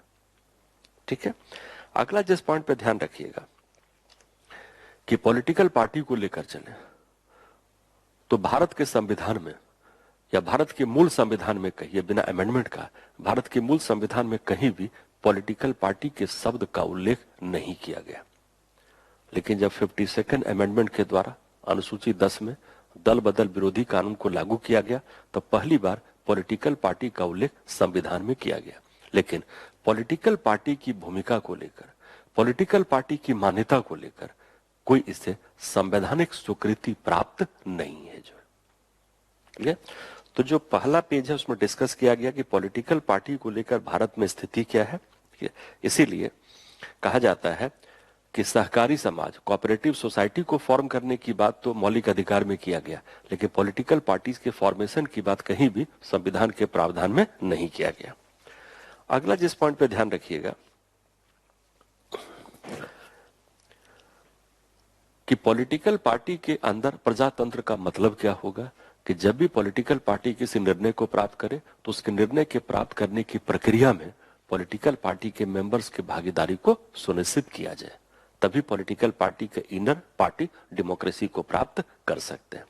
अगला जिस पॉइंट पे ध्यान रखिएगा कि जो पॉलिटिकल पार्टी है वो जनता के बीच और जनप्रतिनिधियों के बीच एक कड़ी का काम करता है। फिर से रिपीट करता हूं, जो पॉलिटिकल पार्टी होते हैं वो जनता के बीच और जनता के प्रतिनिधियों के बीच एक कड़ी या सेतु का काम करता है। और जब कड़ी या सेतु का काम करता, कहने का मतलब कि पॉलिटिकल पार्टी क्या करता है, जनप्रतिनिधित्व के वास्तविकता को सुनिश्चित करता है। इसलिए इंपॉर्टेंट है कि पॉलिटिकल पार्टी के मेंबर्स को पॉलिटिकल पार्टी की कार्य प्रणाली में समुचित भागीदारी दी जाए। उसके बाद कहता है कि जब पॉलिटिकल पार्टी में इनर डेमोक्रेसी होगा, आंतरिक प्रजातंत्र होगा, तो कहीं ना कहीं प्रत्येक नागरिक को पॉलिटिकल पार्टी के गतिविधियों में भाग लेने का अवसर प्राप्त होगा, और जितना अवसर प्राप्त होगा, ध्यान रखिएगा, उतना पॉलिटिकल पार्टी के कार्य प्रणाली में पारदर्शिता बढ़ेगी, उतना पॉलिटिकल पार्टीज की जनता के प्रति जवाबदेहिता बढ़ेगी। तो इसके लिए भी पॉलिटिकल पार्टी में इनर पार्टी डेमोक्रेसी का होना आवश्यक है। अगला जिस पॉइंट पे ध्यान रखिएगा, जब कहते हैं राजनीति का अपराधीकरण, तो कहीं ना कहीं जब पॉलिटिकल पार्टी के अंदर प्रजातांत्रिक मूल्यों को अपनाने पे बल दिया जाएगा, तो ध्यान रखिए कहीं ना कहीं ये अपराधीकरण की रोकथाम की दिशा में भी सहायक सिद्ध होगा। और कहा जाता है कि जितना पॉलिटिकल पार्टी डेमोक्रेटिक होगा, उतना जो संसदीय प्रणाली है वो भी अपने आप में क्या होगा, डेमोक्रेटिक या प्रजातांत्रिक होगा। तो संसदीय शासन प्रणाली को सफल बनाने हेतु इंपॉर्टेंट है कि पॉलिटिकल पार्टी के अंदर के इनर डेमोक्रेसी को भी प्रोत्साहित किया जाए जो। लेकिन यहां पे ध्यान रखिए कि अगर इनर पार्टी डेमोक्रेसी को लेकर चले, तो कहा जाता है कि पार्टी के अंदर के डेमोक्रेसी को संचालित करने के लिए अब तक कोई वैधिक प्रावधान नहीं किया गया। यहां तक कि अगर पॉलिटिकल पार्टी को लेकर चले, तो पॉलिटिकल पार्टी के पंजीकरण का प्रावधान तो किया गया जन प्रतिनिधित्व कानून 1951 के अंतर्गत, लेकिन पॉलिटिकल पार्टीज के इनर एक्टिविटीज को रेगुलेट करने के लिए अब तक कोई विधिक प्रावधान को लागू नहीं किया गया है। तो एक तो आप ये कह सकते हैं कि जनप्रतिनिधि कानून में संशोधन करके पॉलिटिकल पार्टीज को रेगुलेट करने हेतु, नियमित करने हेतु उचित प्रावधान को शामिल किया जाना चाहिए। प्लस अगला जिस पॉइंट पे ध्यान रखिएगा कि जो इलेक्शन कमीशन होते हैं, निर्वाचन आयोग, वो पॉलिटिकल पार्टी का पंजीकरण तो कर सकता है अधिनियम के अंतर्गत, लेकिन वो पॉलिटिकल पार्टीज का गैर पंजीकरण नहीं कर सकता। बात किसकी करें, 1951 के अधिनियम की जो है। अब यह प्रश्न उठता है कि अगर इलेक्शन कमीशन को पावर हो कि जो पॉलिटिकल पार्टी प्रजातंत्र के विचारधारा के अनुसार काम ना करे, उसको गैर पंजीकृत करने का अधिकार भी इलेक्शन कमीशन को दिया जाए, तो स्थिति काफी बेहतर होगा। तो कहीं ना कहीं पॉलिटिकल पार्टीज के प्रजातांत्रिक व्यवस्था को सुनिश्चित करने हेतु निर्वाचन आयोग के क्षेत्राधिकार को अधिक व्यापक करने की जरूरत है। इलेक्शन कमीशन को अधिनियम में पावर होना चाहिए कि वो पॉलिटिकल पार्टीज को गैर पंजीकृत कर सकता है। अगला जिस पॉइंट पे ध्यान रखिएगा कि खास करके मोस्टली क्षेत्रीय दल जो है, तो क्षेत्रीय दल अधिक क्या एक पारिवारिक दल के रूप में डेवलप हुआ है। और जब पारिवारिक दल के रूप में डेवलप हुआ, जिसका आधार जाति होता है, धर्म होता है, संप्रदाय होता है, तो ऐसे में इनर पार्टी डेमोक्रेसी को लागू करना अपने आप में काफी चुनौतीपूर्ण है। तो कहीं ना कहीं इलेक्शन के प्रोसेस से जब कास्ट के इम्पैक्ट को कम करेंगे, जाति के प्रभाव को कम करेंगे, धर्म के प्रभाव को कम करेंगे, तो ऑटोमेटिकली क्या है, पार्टी के अंदर डेमोक्रेटिक मूल्यों को अपनाने की संभावना बढ़ेगी। इसलिए कहा भी जाता है कि भारत में जो पॉलिटिकल पार्टी है वो धर्म के आधार पे हम लोग को जोड़ता है, लेकिन जाति के आधार पे हम लोग को विभाजित करता है। इसलिए अगर धर्म और जाति दोनों को लेकर चले, तो दोनों एक प्रकार से काम किसका करता है, विभाजन का। जब धर्म के आधार पे जोड़ता है तो वो भी अपने आप में क्या, विभाजन है। और जाति के आधार पे विभाजन करना ये खुद अपने आप में प्रत्यक्ष रूप से डिवाइड के पॉलिसी को दर्शाता जो है, ठीक है। और प्लस कहा जाता है कि हर पॉलिटिकल पार्टी में देखिएगा कुछ पॉलिटिकल पार्टी के ऐसे लीडर होते हैं जिनका अपने आप में काफी वर्चस्व होता है, तो उनके वर्चस्व को भी रोका जाए। और खास करके रिकॉल कीजिए, जैसा कि अवगत आप लोग होंगे कि दल बदल विरोधी कानून के बाद जो पार्टी में डेमोक्रेसी के होने की संभावना थी वो कम हुई, अधिक हुई। पॉलिटिकल पार्टी के डेमोक्रेटिक होने की संभावना कम हो गई। इसके पीछे कारण क्या है कि पॉलिटिकल पार्टी के जो नेता हैं उनके दिशा निर्देश का पालन उन पॉलिटिकल पार्टी के मेंबर को करना पड़ता है जो कि संसद या विधानमंडल के मेंबर हैं। तो कहीं ना कहीं जो एंटी डिफेक्शन लॉ बना, दल बदल विरोधी कानून बना, ये भी कहीं ना कहीं पार्टी के डेमोक्रेटिक होने की परंपरा को प्रतिबंधित करता है, ठीक है। इसलिए कहा गया है कि वे फॉरवर्ड क्या है, इसका उपाय कैसे है। तो एक तो ध्यान रखिएगा कि पॉलिटिकल पार्टीज के भूमिका को एक संवैधानिक मान्यता दी जाए। जब संवैधानिक मान्यता होगा तो संविधान के कुछ ऐसे प्रावधान होंगे जो कि पॉलिटिकल पार्टी के बेटर डेमोक्रेटिक वैल्यूज, प्रजातांत्रिक मूल्यों को प्रोत्साहित करेगा। दूसरा जिस पॉइंट पे ध्यान रखिएगा कि पॉलिटिकल पार्टीज के अंदर कुछ ऐसा एक निकाय बने जो कि उस पॉलिटिकल पार्टी के प्रजातांत्रिक मूल्यों के अनुपालन को सुनिश्चित करे। और इस प्रकार की परंपरा ऑलरेडी यूके जैसे देश में आपको देखने को मिले, खास करके वहां का जो कंजर्वेटिव पार्टी है उसमें एक पॉलिटिकल पार्टी की कार्यकारी समिति होती है। जो कार्यकारी समिति जो है वो इलेक्ट करता है उसके अध्यक्ष को, उसके उपाध्यक्ष इत्यादि को जो है। अगला चीज ध्यान रखिएगा कि जब पॉलिटिकल फंडिंग में ट्रांसपेरेंसी होगा, मैं फिर से रिपीट करता हूं कि जब पॉलिटिकल पार्टी के फंडिंग में ट्रांसपेरेंसी होगा, पारदर्शिता होगी, तो ऑटोमेटिक ध्यान रखिएगा कि पार्टी के अंदर डेमोक्रेटिक वैल्यूज बढ़ेंगे जो है। तो अगला चीज है कि transparency in the political funding को प्रोत्साहित किया जाए। और जैसा आपने कहा कि एंटी डिफेक्शन लॉ जो है ये भी कहीं ना कहीं पार्टी को डेमोक्रेटिक होने से रोकता है। तो एंटी डिफेक्शन लॉ में भी कुछ यथोचित परिवर्तन किया जाए। और खास करके पॉलिटिकल पार्टी के मेंबर को इस बात की अनुमति मिलनी चाहिए कि अगर कोई जेन्युइन उचित अगर कोई शिकायत हो, ग्रीवांस हो, तो पॉलिटिकल पार्टी उसको अपने स्तर पे प्रस्तुत कर सके। और अगला चीज ध्यान रखिएगा, जैसा आप अवगत होंगे दिनेश गोस्वामी समिति के बारे में, जो कि निर्वाचन सुधार पे काफी व्यापक समिति है। प्लस आप चाहे तो इसमें ऐड कर सकते हैं दिनेश गोस्वामी समिति के अलावा तारकुंडे समिति के बारे में, एक सुनेंगे इंद्रजीत गुप्ता समिति के बारे में। तो ये सब समिति की अनुशंसा भी कहीं ना कहीं इस बात पे बल देती है कि पॉलिटिकल पार्टीज की आंतरिक कार्य प्रणाली में कैसे प्रजातांत्रिक मूल्यों को प्रोत्साहित किया जाए। ठीक है। और प्लस पॉलिटिकल पार्टीज को लेकर एक काम और कर लीजिएगा कि पॉलिटिकल पार्टीज एक तो क्लियर है कि संविधानोत्तर निकाय है, चूंकि इसका संविधान में उल्लेख नहीं किया गया, संवैधानिक मान्यता इसको नहीं दिया गया, इसलिए थोड़ा सा जन प्रतिनिधि अधिनियम के धारा 29A को पढ़िएगा। और उसमें खास करके कहा गया है कि सिर्फ यही एक विधिक प्रावधान है पॉलिटिकल पार्टीज को लेकर जो है। ठीक है। और प्लस इलेक्शन कमीशन भी जो है वो खास करके आचरण संहिता को लेकर निर्वाचन में कुछ दिशा निर्देश जारी कर सकता है। तो कुछ हद तक ये पॉलिटिकल पार्टी को डेमोक्रेटिक बनाता है, लेकिन ये अपने आप में पर्याप्त नहीं है जो है। ठीक है। चलिए, तो ये सब कुछ ध्यान रखिएगा पॉलिटिकल पार्टीज के इनर पार्टी डेमोक्रेसी को लेकर जो है।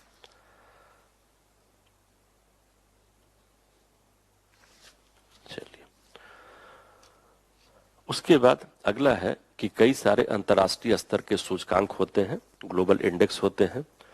तो एक जो इंडेक्स है ग्लोबल स्टेट ऑफ डेमोक्रेसी करके 2021 का प्रकाशित हुआ था, जैसा कि ये प्रकाशित आइडिया करता है। आइडिया का मतलब international institute for democracy and electoral assistance आपका जो उसने प्रकाशित किया। और खास करके ये जो रिपोर्ट आपका आपको बता दें कि ये जो पैंडेमिक था कोविड-19 का जो समय था उसके संदर्भ में लिया गया। ठीक है। तो इसलिए पहला चीज का विशिष्ट एक संदर्भ है कि पैंडेमिक यानी वैश्विक महामारी के संदर्भ में इस रिपोर्ट को प्रकाशित किया गया। अगला चीज ध्यान रखिएगा कि जो रिपोर्ट आपका है इस रिपोर्ट को आइडिया ने प्रकाशित किया और इसमें जो मेंबर है तो इंडिया भी आइडिया का मेंबर है जो। क्योंकि जब ये बना था 1995 में तो इसमें 14 मेंबर स्टेट थे। बाद में 1995 में भी इंडिया ने इसको ज्वाइन किया जो है। ठीक है। अब जरा सा यहाँ पे इस रिपोर्ट के कुछ फाइंडिंग्स या निष्कर्ष को देखिए। इस रिपोर्ट के कुछ निष्कर्ष को आप लेके चलेंगे तो उसमें जो है 2-3 पॉइंट इंपॉर्टेंट। पहला चीज है कि जो प्रजातंत्र का एक कह सकते इरोजन हुआ, जो डिग्रेडेशन हुआ है उसका, वो ज्यादा हुआ है मोस्ट ऑफ द डेमोक्रेसीज के साथ। कहने का मतलब कि most of the democratic country में कहीं ना कहीं प्रजातांत्रिक मूल्यों का कह सकते हैं गिरावट हुआ है। ठीक है। एक तो रिपोर्ट ये कहता है और ये कहता है कि 2020 में 43% ऑफ डेमोक्रेसीज हैं जो कि पिछले 5 वर्ष में डिक्लाइन या गिरावट हुआ है। अब 43% माने रखता है जो। ठीक है। अगला जिस पॉइंट पे ध्यान रखिएगा कि इस वैश्विक महामारी के कारण जो सत्तावादी प्रवृत्ति है वो सत्तावादी प्रवृत्ति काफी बड़ी है जो। ठीक है।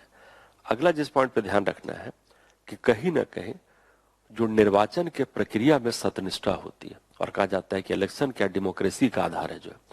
तो निर्वाचन के प्रक्रिया में जो सत्यनिष्ठा है उसमें भी कहीं ना कहीं गिरावट देखने को मिलता है जो, और खास करके इलेक्शंस में कई तरह के आरोप, या भी आपने देखा होगा जब यूएस के प्रेसिडेंट का इलेक्शन होता है 2020 में हुआ था, तो वहां पे भी कई तरह के एलिगेशन लगे थे। तो इस तरह के एलिगेशन के कारण क्या निर्वाचन प्रणाली या प्रक्रिया को हम बोल स्वस्थ या सत्यनिष्ठ होने की संज्ञा नहीं दे सकते।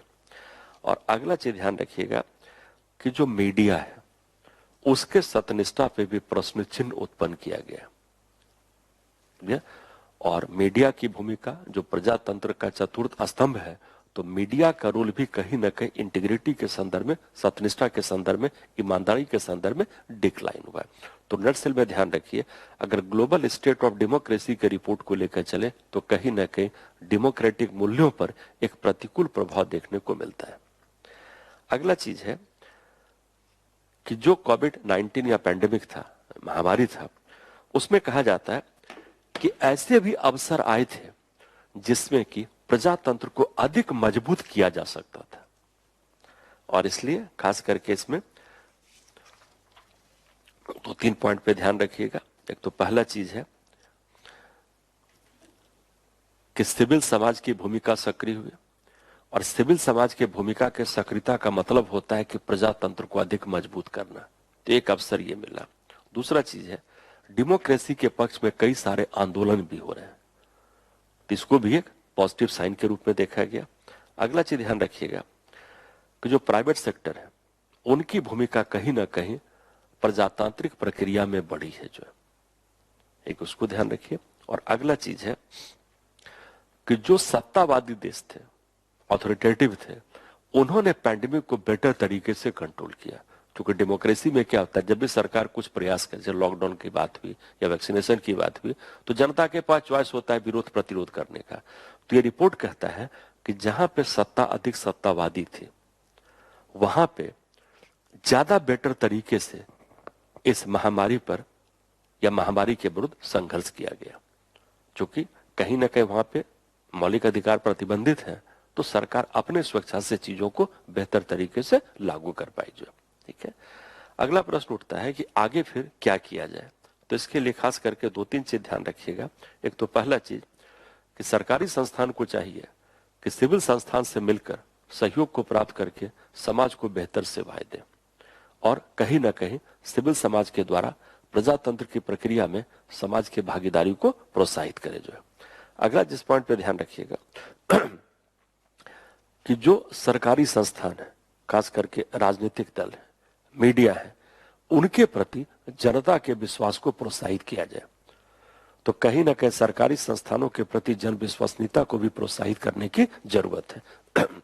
और अगला जिस पॉइंट पे ध्यान रखिएगा कि जो डेमोक्रेसी को लेकर एक जन जागरूकता होनी चाहिए, जो डेमोक्रेसी को लेकर एक जन शिक्षित होना चाहिए, उसको भी किसी तरह से प्रोत्साहित किया जाए। तो कहने का मतलब कि डेमोक्रेसी के इंपॉर्टेंस को लेकर, उसके संस्थान के इंपॉर्टेंस को लेकर स्कूल के स्तर से बच्चों को शिक्षित या प्रशिक्षित करने की जरूरत है, ताकि प्रजातंत्र के मूल्यों के प्रति जन जागरूकता को प्रोत्साहित किया जा सके। खास करके रिकॉल कीजिए कि संविधान दिवस हम लोग मनाते हैं, इसका बेसिक ऑब्जेक्टिव क्या होता है कि नागरिक में संवैधानिक मूल्यों को प्रोत्साहित करना, और सारे संवैधानिक मूल्यों को लेकर चले तो मोस्ट इंपॉर्टेंट मूल्य क्या है, प्रजातांत्रिक मूल्य। तो इन माध्यमों से हम लोग प्रजातंत्र को अधिक बेहतर कर सकते हैं, मजबूत कर सकते हैं जो, ठीक है। और इसमें खास करके जो ग्लोबल सर्वे आपका है, ग्लोबल स्टेट ऑफ डेमोक्रेसी जो है, तो इसका जो प्रारूप बना है उस प्रारूप में 5 कारकों पर ध्यान दिया गया है। एक आपका है कि सरकार अधिक प्रतिनिधित्व हो। दूसरा चीज है मौलिक अधिकारों का संरक्षण किया जाए। तीसरा चीज है सरकार पे अधिक प्रभावी नियंत्रण हो, चेक्स ऑन गवर्नमेंट हो। अगला चीज है जो प्रशासन हो वो निष्पक्ष हो, इम्पार्शियल हो। और 5वां चीज ध्यान रखिएगा कि भागीदारी दृष्टिकोण को प्रोत्साहित किया जाए। तो कहने का मतलब इस स्टेट ऑफ रिपोर्ट में 5 कारकों को बेस मान के चला गया जो, ठीक है। और उसमें भी फिर आगे भी चाहे तो इसके पॉइंट को जैसे कहते हैं प्रतिनिधित्व सरकार, ये कब होगा, जब निर्वाचन अधिक स्वस्थ हो। ये कब होगा, जब हर व्यक्ति अधिक से अधिक व्यक्तियों की भागीदारी निर्वाचन में हो। ये कब होगा, जब पॉलिटिकल पार्टीज को अधिक स्वायत्ता स्वतंत्रता मिले, और ये कब होगा, जबकि निर्वाचित सरकार हो। तो प्रतिनिधि सरकार में इन 4 पॉइंट को लेकर चल सकते हैं आप, कि निर्वाचन का स्वस्थ होना, वयस्क मताधिकार को अधिक समावेशी करना, उसके बाद पॉलिटिकल पार्टीज को अधिक फ्री करना, और दूसरा चीज निर्वाचित सरकार का गठन। उसी तरह से जब मौलिक अधिकार की बात करेंगे तो मौलिक अधिकार क्या क्या होंगे, हर व्यक्ति के पहुंच न्याय तक हो, प्लस व्यक्ति को सिविल स्वतंत्रता मिले, और प्लस जो सामाजिक अधिकार है समता, उनका अनुपालन किया जाए या उसको लागू किया जाए। उसी प्रकार से जब कहते हैं कि सरकार पर नियंत्रण हो, तो सरकार पे नियंत्रण में ये रिपोर्ट ने किन किन बातों पे ध्यान दिया। रिपोर्ट ने कहा कि संसद को अधिक प्रभावशाली बनाना, न्यायपालिका का स्वतंत्र होना, और प्लस जो मीडिया है उसके इंटीग्रिटी या सत्यनिष्ठा को प्राप्त करना। तो इससे क्या होगा, सरकार पे बेहतर चेक होगा। प्लस कहता है प्रशासन अधिक निष्पक्ष हो। ये कब होगा, जब प्रशासन में भ्रष्टाचार अनुपस्थित हो, भ्रष्टाचार को रोका जाए। और दूसरा चीज, जो प्रशासन परिपालन करते नियम कानून का, उसको लेकर हम पूर्वानुमान को तय कर सकें। कहने का मतलब प्रशासन के व्यवहार को अधिक निश्चित करने की जरूरत है। और ध्यान रखिए, जितना हम एडमिनिस्ट्रेशन के बिहेवियर का प्रेडिक्शन करेंगे, पूर्वानुमान कर सकते हैं, उतना प्रशासन के कार्य में वस्तुनिष्ठता अधिक होगी, ऑब्जेक्टिविटी अधिक होगा। और जितना वस्तुनिष्ठता होगा उतना प्रशासन क्या होगा, इम्पार्शियल होगा, निष्पक्ष होगा। और एक आपका है भागीदारी। इसके लिए 2 चीज है कि प्रत्यक्ष प्रजातंत्र के विशेषता को अपनाएं, और दूसरा चीज है जो लोकल डेमोक्रेसी है, स्थानीय स्तर का, जैसे पंचायत नगर पालिका, उस लोकल डेमोक्रेसी को हम कितना डेवलप करते हैं। तो जितना डेमोक्रेसी प्रत्यक्ष होगा और जितना स्थानीय स्तर के डेमोक्रेटिक बॉडी को हम बेहतर करेंगे, उतना क्या होगा, जन भागीदारी को प्रोत्साहित करेंगे। तो इस ग्लोबल स्टेट ऑफ डेमोक्रेसी के रिपोर्ट में इन मानकों पर विशेष रूप से बल दिया गया है। ठीक है, चलिए, तो ये सब कुछ आपका था 1.7 आपका जो। अब आइए 1.8 पे जो है, जो बात करते हैं एमपी लैड के member of parliament local development scheme. आपका जैसा रिकॉल कीजिए, किस स्कीम को 2 साल के लिए सस्पेंड निलंबित किया गया था, 2020 से 21 बजट वर्ष और 2021 से 22 के लिए जो है, कोविड सिचुएशन के आधार पे जो है, जो कि गवर्नमेंट को था कि एमपी लैड में हर एमपी को 5 करोड़ की राशि 1 वर्ष के लिए मिलता है। तो इसको मल्टीप्लाई कर खुद आप देख लीजिए। तो एमपी लैड स्कीम को बंद करने का, सस्पेंड करने का बेसिक ऑब्जेक्टिव क्या था, कि उतना राशि गवर्नमेंट कोविड-19 के पीछे खर्च कर सकती है। ठीक है, अब इसमें ध्यान रखिए कि 2020 से 21 और 21 से 22 वर्ष के बीच में सस्पेंड किया गया, लेकिन 21 से 22 के बजट वर्ष में आपको देखिए स्थिति थोड़ी बेहतर हुई है। और स्थिति बेहतर हुआ तब गवर्नमेंट को लगा कि हम इस एमपी लैड की राशि को फिर से रिवाइव करें, इसको फिर से वापस ले जाए। लेकिन चूंकि अभी भी स्थिति पूर्णतः बेहतर नहीं हो पाई है, तो सरकार ने क्या किया, इसको रिवाइव तो किया पार्शियल तरीके से, आंशिक रूप से, और आंशिक रूप से रिवाइव करके 5 करोड़ की राशि को कर दिया गया 2 करोड़ जो, और ये किया गया नवंबर 2021 में। यहाँ पे ध्यान रखिएगा, ये रिवीजन आंशिक है, इंटरिम है, अंतरिम है, क्योंकि ये पूरा जो सस्पेंशन हुआ था उसका बेस क्या था, कोविड-19 आपका। इसलिए 5 से 2 करोड़ जो हुआ, एक अंतरिम रूप से हुआ, ये आंशिक रूप से हुआ। ये 21 से 22 बजट वर्ष की बात, हो सकता है 22 से 23 में ये फिर से वापस 5 करोड़ हो जाए जो है। ठीक है, पहला चीज। दूसरा चीज है कि एमपी लैड की मुख्य विशेषता क्या है। तो इसमें खास करके ध्यान रखिएगा कि अगर आप मेंबर ऑफ पार्लियामेंट को लेकर चले, तो मेंबर ऑफ पार्लियामेंट मौलिक रूप से 2 प्रकार के होते हैं, निर्वाचित और मनोनीत जो है। ठीक है, और प्लस निर्वाचित मनोनीत के साथ वहां भी 2 तरह का सिचुएशन होगा। निर्वाचित पॉलिटिकल पार्टी के द्वारा हो सकता है, या फिर निर्वाचित इंडिपेंडेंट स्वतंत्र के रूप में होगा। तो यहाँ पे क्या है कि हर तरह के मेंबर के लिए थोड़ा प्रावधान अलग है। जैसे निर्वाचित मेंबर का अलग होगा, मनोनीत मेंबर का अलग होगा। आप जरा सोचिए, निर्वाचित मेंबर का तो कह सकते हैं निर्वाचन क्षेत्र है, लेकिन जो मनोनीत होगा उसका कैसे निर्वाचन क्षेत्र तय होगा। तो उसका बेस्ट तरीका क्या है कि जो मनोनीत मेंबर लोकसभा राज्यसभा के, वो देश के किसी भी क्षेत्र में इस स्कीम के पैसे का प्रयोग कर सकते हैं जो है। तो चूंकि मेंबर ऑफ पार्लियामेंट के नेचर में अंतर है, इलेक्टेड है, नॉमिनेटेड है, इंडिपेंडेंट है, तो उसके बेस पे अंतर किया गया। अगला चीज ध्यान रखिएगा कि एमपी लैड में जो पैसा खर्च करता है उसमें खास करके जो पैसा खर्च होना है उसका एक निश्चित राशि तय होता है एससी एसटी के लिए, तो अनुसूचित जाति जनजाति के लिए विशेष प्रावधान किया गया।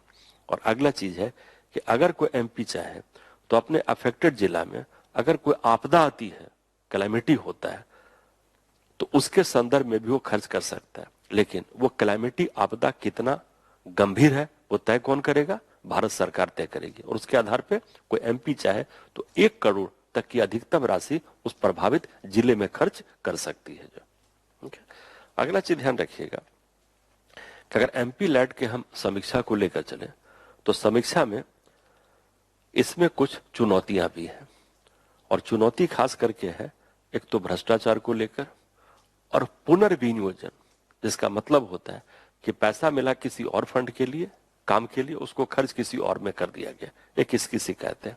दूसरा चीज है जो एमपी लेड के फंड का उपयोग हो रहा है वह अपर्याप्त है और कहीं ना कहीं वो पक्षपात से ग्रसित है। अक्सर क्या होता है कि एमपी को लगता है कि निर्वाचन क्षेत्र के अंदर जिन मतदाता के द्वारा या जिन क्षेत्रों के द्वारा उनको अधिक बहुमत का समर्थन मिला उन क्षेत्रों के विकास पे अधिक उस पैसे का प्रयोग करते हैं, तो कहीं ना कहीं एमपी लैड के खर्च में पक्षपात देखने को मिलता है। अगला चीज ध्यान रखिए, जो जिला प्राधिकारी है उनके द्वारा एमपी लैड पे जो खर्च किया गया उसका जो प्रॉपर एक समुचित पर्यवेक्षण होना चाहिए, मॉनिटरिंग, उसकी भी कमी देखने को मिलती है। जो अगला चीज है कि जब कहते हैं शासन का विकेंद्रीकरण, तो शासन के विकेंद्रीकरण का मतलब होता है कि अधिक लोकल स्तर पे काम कौन करे? पंचायत और म्युनिसिपैलिटी के मेंबर। तो उसके लिए एमपी के द्वारा विकास को प्रोत्साहित करना ये कहीं ना कहीं शासन में केंद्रीकरण को बढ़ावा देता है, तो शासन के विकेंद्रीकरण के विचारधारा का भी विरोध करता है। अगला चीज ध्यान रखिए, यह कहता है सेपरेशन ऑफ पावर है। भाई स्कीम किसको लागू करना है? कार्यपालिका को। और यहां पे कौन लागू करवा रहा है? संसद के मेंबर। तो जो काम कार्यपालिका का वो काम संसद को सौंपा जाए, ये सेपरेशन ऑफ पावर शक्ति के पृथक्करण के सिद्धांत का भी उल्लंघन करता है। ठीक है। और दूसरा चीज, कई सारे अन्य छोटे छोटे मुद्दे जिसमें कि कई सारे एमपी को अपने क्षेत्र के विकास के फंड के प्रयोग को लेकर पर्याप्त सूचना की कमी होती है। तो ये सब इसमें ध्यान रखिएगा कि एमपी लैड के सफल परिपालन के लिए किन किन चुनौतियों का सामना किया जाना है। जो ठीक है। और इसी चुनौती समस्या के संदर्भ में क्या होगा, वे फॉरवर्ड, कि आगे क्या करना है। तो आगे क्या करना है उसके लिए पहला चीज ध्यान रखिएगा कि हर परियोजना जो एमपी लैड के द्वारा संचालित होता है उस प्रोजेक्ट पर एक प्रॉपर सर्वेक्षण या सर्वे किया जाए और एक प्रॉपर मॉनिटरिंग, पर्यवेक्षण और फीडबैक प्रतिपुष्टि के प्रणाली को विकसित किया जाए। अगला चीज ध्यान रखिएगा कि जो इसका असेसमेंट है वो असेसमेंट सिर्फ परियोजना के पूरा होने पर ना किया जाए, ये असेसमेंट आकलन होना चाहिए निरंतर प्रक्रिया के संदर्भ में। और कहा जाता है कि एमपी लैड का जो फीडबैक है, जो इवैल्यूएशन मूल्यांकन है, वो तभी सफल होगा जब उसका मॉनिटरिंग या पर्यवेक्षण उचित तरीके से किया जाए। अगर पर्यवेक्षण उचित तरीके से करेंगे तो उसमें व्यय के प्रगति पे नियंत्रण होगा।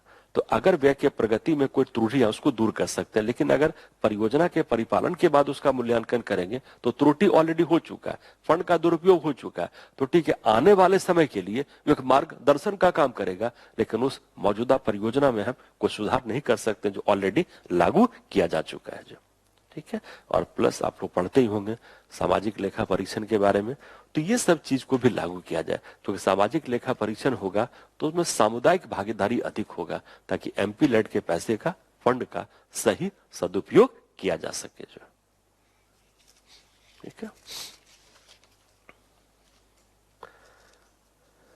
चलिए उसके बाद 1.9 कहता है कि सेवा को प्रदान करने के संदर्भ में पंचायतों की भूमिका जो है, और ये मुद्दा इसलिए भी इंपॉर्टेंट है कि मैसूर में उद्घोषणा में कुछ बातों पे बल दिया गया था, ठीक है, जो कि मिनिस्ट्री ऑफ पंचायती राज के द्वारा ऑर्गेनाइज किया गया था। अब इसमें क्या कीजिएगा कि पंचायत सेवा प्रदान, अब बताइए जो सेवा प्रदान होता है वो बेसिकली लोकल स्तर पे होता है, और लोकल स्तर पे आम जनता के साथ अधिक बेहतर संपर्क किसका होगा? पंचायत का होगा। तो पहला चीज ध्यान रखिएगा कि पंचायत लोकल स्तर पे रहते हुए लोकल व्यक्तियों को बेहतर सेवाएं प्रदान कर सकती है, तो इस उद्घोषणा में बल दिया गया। अगला चीज ध्यान रखिएगा, जब कहते हैं सुशासन, तो सुशासन का मतलब होता है नागरिक केंद्रित शासन। और नागरिक केंद्रित शासन कब होगा? जबकि पंचायत के द्वारा लोकल स्तर पे जन सेवाओं की आपूर्ति की जाए जो है। तो ये क्या होगा? इससे पूरे हम पंचायत को अधिक क्या बना सकते हैं? नागरिक केंद्रित जो है। अगला चीज ध्यान रखिएगा कि जब पंचायत अपने स्तर पे सेवा प्रदान करेगा तो कहीं ना कहीं पंचायती जो संस्थान है वह भी अपने आप में अधिक परिपक्व होगा, मजबूत होगा, उसके क्षमता एवं दक्षता का विकास होगा। तो पंचायती संस्थान को अधिक हम सेवा प्रदान करने का अवसर देंगे तो कहीं ना कहीं ये पंचायतों को अधिक बेहतर तरीके से सुदृढ़ करेगा। अब प्रश्न उठता है अगला कि क्यों पंचायत को मान के चलते हैं हम लोग कि ये जन सेवा के लिए एक बेहतर निकाय होगा। इसके लिए पहले जरा संवैधानिक दायित्व को पढ़िएगा। और आर्टिकल 243G कहता है कि अनुसूची 11 के जो 29 विषय उस पर योजना का निर्माण करना, परिपालन करना, उसका दायित्व किसको सौंपा जाए? पंचायतों को। और इसका बेसिक ऑब्जेक्टिव ताकि आर्थिक विकास और सामाजिक न्याय को सुनिश्चित किया जा सके। तो पहला चीज ध्यान रखिए कि जब पंचायत के द्वारा हम अधिक सेवा जनता को देंगे तो कहीं ना कहीं ये संवैधानिक मान्यता की भी परिपूर्ति होगी। तो जो संविधान पंचायतों की भूमिका की कल्पना करता है 243G के अंतर्गत, उस कल्पना को व्यवहारिक स्वरूप देने के लिए इंपॉर्टेंट है कि पंचायतों के द्वारा अधिक से अधिक जन सेवाएं प्रदान की जाए। तो कहीं ना कहीं ये संविधान के उद्देश्यों को पूरा करेगा। अगला चीज ध्यान रखिएगा कि जो PRI होते हैं, जो पंचायती राज है, वो ज्यादा सकारात्मक भूमिका निभा सकते हैं जन सेवा को प्रदान करने के संदर्भ में। और इसके पीछे 2-3 कारण पे ध्यान रखिए। पहला चीज कि पंचायत अधिक शासन के भागीदारी को सुनिश्चित करता है, क्योंकि जब पंचायत मजबूत होने का मतलब है अधिक मजबूत कौन होगा? ग्राम सभा। ग्राम सभा के मजबूत होने का मतलब होता है मजबूत कौन होगा? लोकल पॉपुलेशन या स्थानीय जनसंख्या जो। अगला चीज ध्यान रखिएगा, चूंकि पंचायत का रोल है सामाजिक न्याय को प्राप्त करना, तो सामाजिक न्याय को प्राप्त करने में अगर पंचायत सेवा देगा तो अधिक क्या होगा? सेवाओं को प्रदान करने के संदर्भ में सामाजिक समावेशन बढ़ेगा। ठीक है।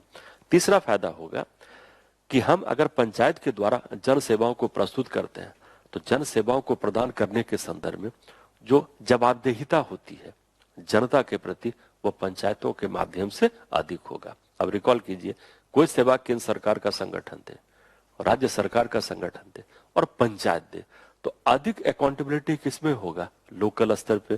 तो काम किसको मिले? पंचायतों को जो। और अगला चीज कहता है कि जन सेवा को प्रदान करने के संदर्भ में एक निकायों में संवेदनशीलता होनी चाहिए। और अधिक संवेदनशीलता किसके पास होगा? जो कि लोकल पॉपुलेशन के नजदीक है, ताकि उसके समस्या की बेहतर जानकारी हो। और ये किसके साथ होगा? पंचायतों के साथ जो। और दूसरा चीज है कि जब पंचायत जन सेवा को प्रदान करेंगे तो क्या होगा? बॉटम अप अप्रोच होगा। बॉटम अप का मतलब ही होता है बढ़ेगा क्या? विकेंद्रीकरण जो है। और उसमें क्या है कि जन सेवा को प्रदान करने के संदर्भ में भूमिका नीचे से ऊपर का होगा। और अगला चीज कहा जाता है कि जब पंचायत अपने स्तर पे जन सेवा को प्रदान करेगा तो जन सेवा को प्रदान करने में जो पंचायत फंड का उपयोग करेगा, उन फंड के उपयोग को लेकर भी अधिक बेहतर पारदर्शिता को प्राप्त कर सकते हैं। लेकिन अब ये प्रश्न उठता है कि पंचायत को जन सेवा प्रदान करने में अधिक इंपॉर्टेंट भूमिका मिलनी चाहिए, लेकिन इसमें कई सारी व्यवहारिक समस्याएं, कई प्रकार की बाधाएं। जैसे एक तो पहला चीज ध्यान रखिए कि अधिक पंचायत के निर्वाचित मेंबर के रूप में अधिक कौन निर्वाचित होते हैं? जो कि उस पंचायत के एक अभिजात वर्ग होते हैं, संपन्न वर्ग होते हैं, संपन्न व्यक्ति। तो कहीं ना कहीं वो अधिक अपने इंटरेस्ट की बात करेंगे। तो अगर जन सेवा प्रदान करने की भूमिका पंचायत को दी गई तो संभावना है कि निर्वाचित मेंबर अधिक अपने हितों को प्रोत्साहित करने का प्रयास करेंगे। अगला चीज ध्यान रखिएगा, अक्सर आप सुनते होंगे जो महिला, अनुसूचित जाति जनजाति का प्रतिनिधित्व तो पंचायत में बढ़ा है आरक्षण के कारण, लेकिन वास्तविक भूमिका नहीं बढ़ पाई। तो अगर हम पंचायत को अधिक पावर, अधिक रोल देते हैं तो अधिक रोल का फायदा उनके नहीं हो पा रहा है जिनका प्रतिनिधित्व अनुपात के हिसाब से बड़ा है जो है। तो उसको कैसे सुनिश्चित करेंगे, यह भी अपने आप में एक समस्या है। अगला चीज ध्यान रखिएगा कि जो मोस्टली फंड होते हैं वो राज्य सरकार से पंचायत को जाते हैं और केंद्र सरकार भी फंड देती है पंचायत को राज्य सरकार के माध्यम से। तो जब फंड ऊपर से नीचे से आएगा तो हम कैसे भूमिका नीचे से ऊपर को प्रोत्साहित करेंगे। मैं फिर से रिपीट करता हूं, जब फंड ऊपर से नीचे आ रहा है और रूल हम कहते हैं नीचे से ऊपर होगा, क्योंकि नीचे से ऊपर का रूल तभी होगा जब पंचायत अपने स्तर पे वित्तीय रूप से अधिक स्वनिर्भर हो, आत्मनिर्भर हो। तो पंचायतों के वित्तीय निर्भरता को कम करनी होगी और जितना पंचायत वित्तीय रूप से स्वायत्त होंगे उतना उनके द्वारा जन सेवा को बेहतर तरीके से प्रदान किया जाना संभव होगा। तो कहीं ना कहीं यह वित्तीय विकेंद्रीकरण की भी बात करता है।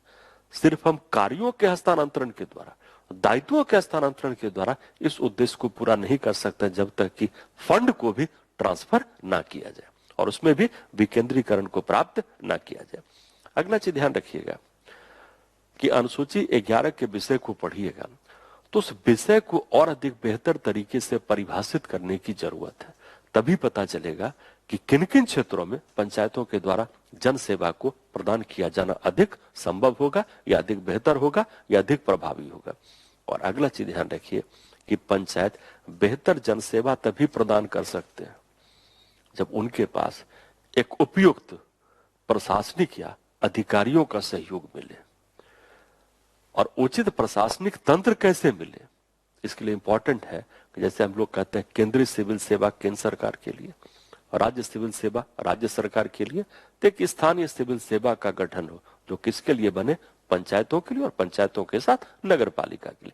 अभी क्या है कि पंचायत को जन सेवा देनी है, लेकिन पंचायत जन सेवा किसके माध्यम से देते हैं, राज्य सरकार के कर्मचारी अधिकारियों के माध्यम से।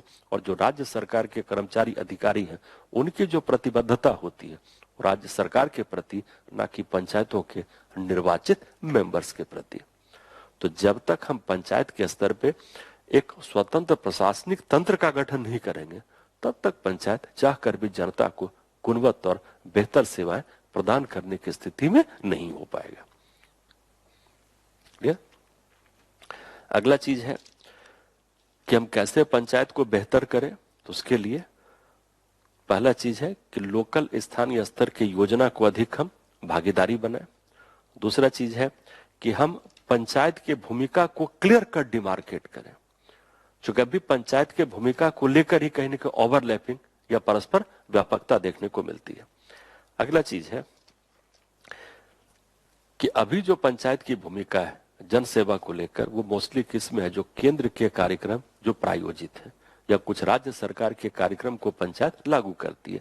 चाहिए कि पंचायत खुद अपने स्तर पे अपने आवश्यकता के अनुसार भी कुछ कार्यक्रम को डेवलप करे, जो कार्यक्रम अधिक लोकल प्रॉब्लम स्थानीय समस्या के अनुरूप होगा, तो उससे स्थिति बेटर होगा।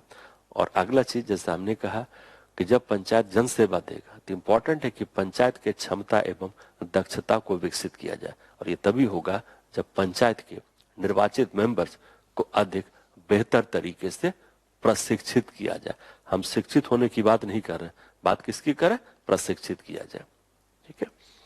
और अगला चीज ध्यान रखिएगा कि हर वित्त आयोग पंचायत को लेकर कुछ अनुशंसा करता है ग्रांट को लेकर। तो 15वें वित्त आयोग के द्वारा जो पंचायत को राशि दी जानी है अनुशंसा के रूप में, उस राशि को भी यथाशीघ्र पंचायतों को उपलब्ध कराया जाए। तो ये सब ध्यान रखिए। और खास करके जब कहते हैं शासन का विकेंद्रीकरण, तो शासन के विकेंद्रीकरण का मतलब ही होता है कि जन सेवा को प्रदान करने के संदर्भ में पंचायतों की भूमिका को अधिक प्रभावी बनाया जाए। जो है लास्ट में निष्कर्ष के रूप में ध्यान रखिएगा। और प्लस कुछ एग्जाम्पल भी इंपॉर्टेंट होता है कि जन सेवा को लेकर जो विभिन्न राज्यों के पंचायत कार्य कर रहे हैं उसमें कुछ पंचायतों की भूमिका सराहनीय है, जिसको हम लोग कहते हैं बेस्ट प्रैक्टिसेस, जिसका अनुसरण बाकी पंचायतों के द्वारा किया जा सकता है। तो इसमें खास करके केरल का ध्यान रखिए। और केरल में कोविड-19 के अंतर्गत जो पंचायत की भूमिका थी काफी सराहनीय है, तो केरल कर सकते हैं। उसके बाद एग्जाम्पल के लिए तमिलनाडु कर सकते हैं, क्योंकि तमिलनाडु में जो सामाजिक सुरक्षा फायदे हैं, सोशल सिक्योरिटी, सामाजिक सुरक्षा फायदों को काफी बेहतर तरीके से लागू किया गया। आप एग्जाम्पल दे सकते हैं उसमें कर्नाटका का, जहां पे कि टोटल सैनिटेशन कैंपेन, वही जो बना स्वच्छ भारत अभियान, उसको काफी बेहतर तरीके से लागू किया गया। प्लस एग्जाम्पल आप दे सकते हैं असम का, प्लस एग्जाम्पल आप दे सकते हैं बिहार का भी जो है, क्योंकि बिहार में भी खास करके जो किचन था वो खास करके आंगनवाड़ी या एसएचजी के वर्कर के द्वारा पंचायत के स्तर पे बेहतर सेवाएं दी गई है। ठीक है, तो ये सब कुछ एग्जाम्पल है जहाँ की कुछ पंचायतों ने काफी बेहतर काम किया है। ठीक है, और प्लस इसमें काम और कर लीजिएगा कि पंचायती राज संस्थान को बेहतर करने के लिए सरकार ने अब तक क्या क्या प्रयास किए हैं। तो उसमें खास करके राजीव गांधी पंचायत सशक्तिकरण अभियान काफी इंपॉर्टेंट है। उसके बाद पंचायत को लेकर पंचायती राज मंत्रालय के द्वारा एक मॉडल सिटीजन चार्टर, एक आदर्श सिटीजन चार्टर को डेवलप किया गया, उस पर ध्यान रखिएगा। प्लस सबकी योजना सबका विकास, ये पंचायती राज के स्तर पे लागू किया गया है। और प्लस जो मिशन अंत्योदय है, तो मिशन अंत्योदय में ग्राम पंचायत को एक प्रमुख भूमिका सौंपी गई है। और एक है ई ग्राम स्वराज, जो कि ग्राम पंचायत का एक वेब पोर्टल है, जिसके द्वारा कि ग्राम पंचायत की योजना का, लेखा का, मॉनिटरिंग का सारा रिकॉर्ड रखा जाता है। ठीक है, तो ये सब कुछ पंचायत को डेवलप करने की दिशा में सरकार के वर्तमान प्रयास है जो, और इसमें खास करके सबसे व्यापक है राजीव गांधी पंचायत सशक्तिकरण अभियान जो है, उसके अंदर कई सारे और भी कार्य किए जा रहे हैं। ठीक है, तो ये सब इसमें ध्यान रखिएगा कि सेवा प्रदान करने के संदर्भ में पंचायतों की भूमिका जो है, सर्विस डिलीवरी में जो है। इसी पंचायत को बेस मान के जैसा अवगत आप लोग होंगे कि जो पेशा अधिनियम था 1996 का, अभी 2021 है, तो पेशा को लागू करने के 25 वर्ष पूरा हो चुके हैं। और जब भी किसी चीज का 10 वर्ष हो, 25 वर्ष हो, 50 वर्ष हो, 100 वर्ष हो, तो एग्जाम के लिए इंपॉर्टेंट हो जाता है। ठीक है, तो 2021 जो है पेशा अधिनियम 1996 का 25वां वर्षगांठ है जो है। अगला प्रश्न उठता है कि पेशा की जरूरत क्यों पड़ी। तो पेशा की जरूरत को समझने के लिए संविधान के भाग 9 के प्रावधान को पढ़िए। उसमें आर्टिकल 243M है, जो 243M जो है संविधान के भाग 9 के लागू करने के कुछ अपवादों की चर्चा करता है। ठीक है, जहां के संविधान के भाग 9 के प्रावधान लागू नहीं होंगे, उसमें अपवाद में अनुसूचित जनजाति और अनुसूचित क्षेत्र के बारे में लिखा गया।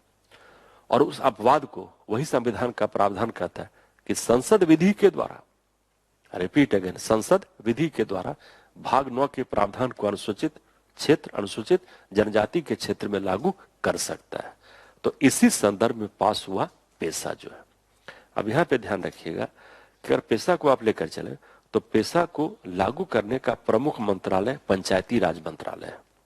और प्लस पेशा के अंदर दो चीज इंपॉर्टेंट है। पहला चीज कि ग्राम सभा को विशेष शक्तियां सौंपी गई है, और ग्राम सभा की विशेष शक्तियों में क्या क्या आता है उसका एक सूची आपके पास होगा एक्ट के अंदर, तो परंपरागत है, उसको पढ़ लीजिएगा कि पेशा के अंतर्गत ग्राम सभा को क्या क्या विशेष पावर्स दिए गए। अगला चीज ध्यान रखिएगा कि पेशा को लागू करने में, सफल परिपालन में इसके कई सारे चुनौतियां हैं। जैसे चुनौती को लेकर चले तो पहला चीज है कि अधिकतर जनजाति समुदाय खुद पेशा के प्रावधानों से अवगत नहीं है जो है। अगला चीज है कि पेशा को इंप्लीमेंट करने में कहीं ना कहीं जनजाति के संस्कृति का भी समावेशन होना चाहिए। तो जनजाति का जो अपना संस्कृति, जो विशिष्ट मौलिक संस्कृति, वो भी कहीं ना कहीं पेशा के अधिनियम को लागू करने में बाधाएं उत्पन्न करता है। तो कैसे उसका समायोजन किया जाए, यह भी अपने आप में एक चुनौती है। अगला चीज ध्यान रखिएगा कि पेशा को अपनाने में दो चीज है। एक होता है पेशा के शब्द क्या है, और दूसरा इसको अपनाने का भाव क्या है, जिसको कहते हैं लेटर एंड द स्पिरिट।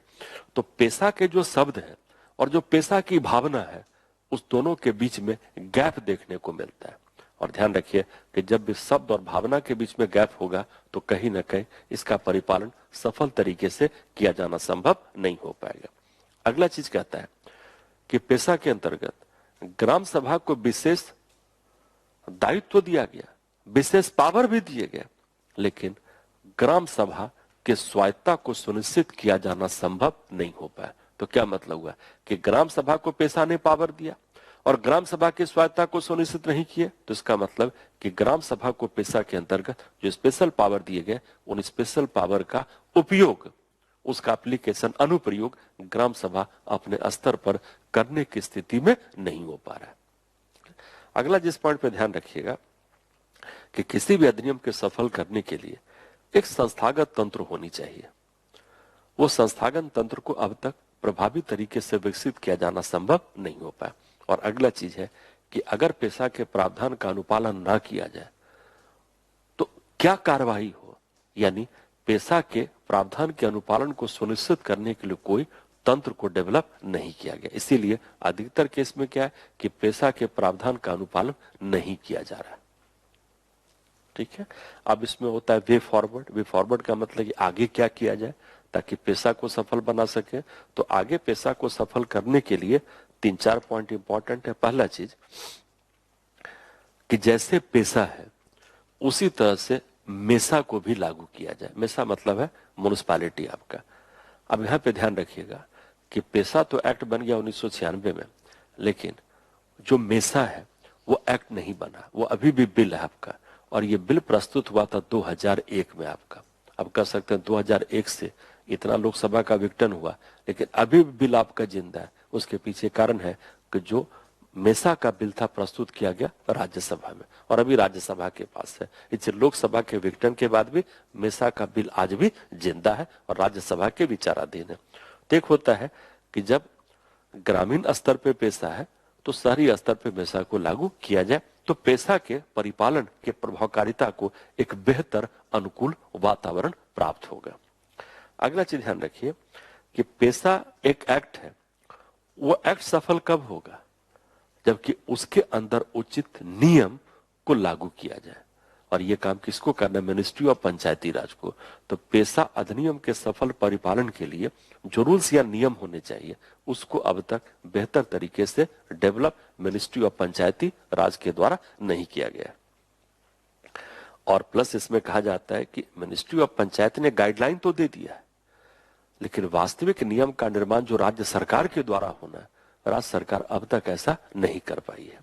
अगला चीज ध्यान रखिएगा कि जो पेशा है वो जनजाति समुदाय के बेहतरी के लिए है।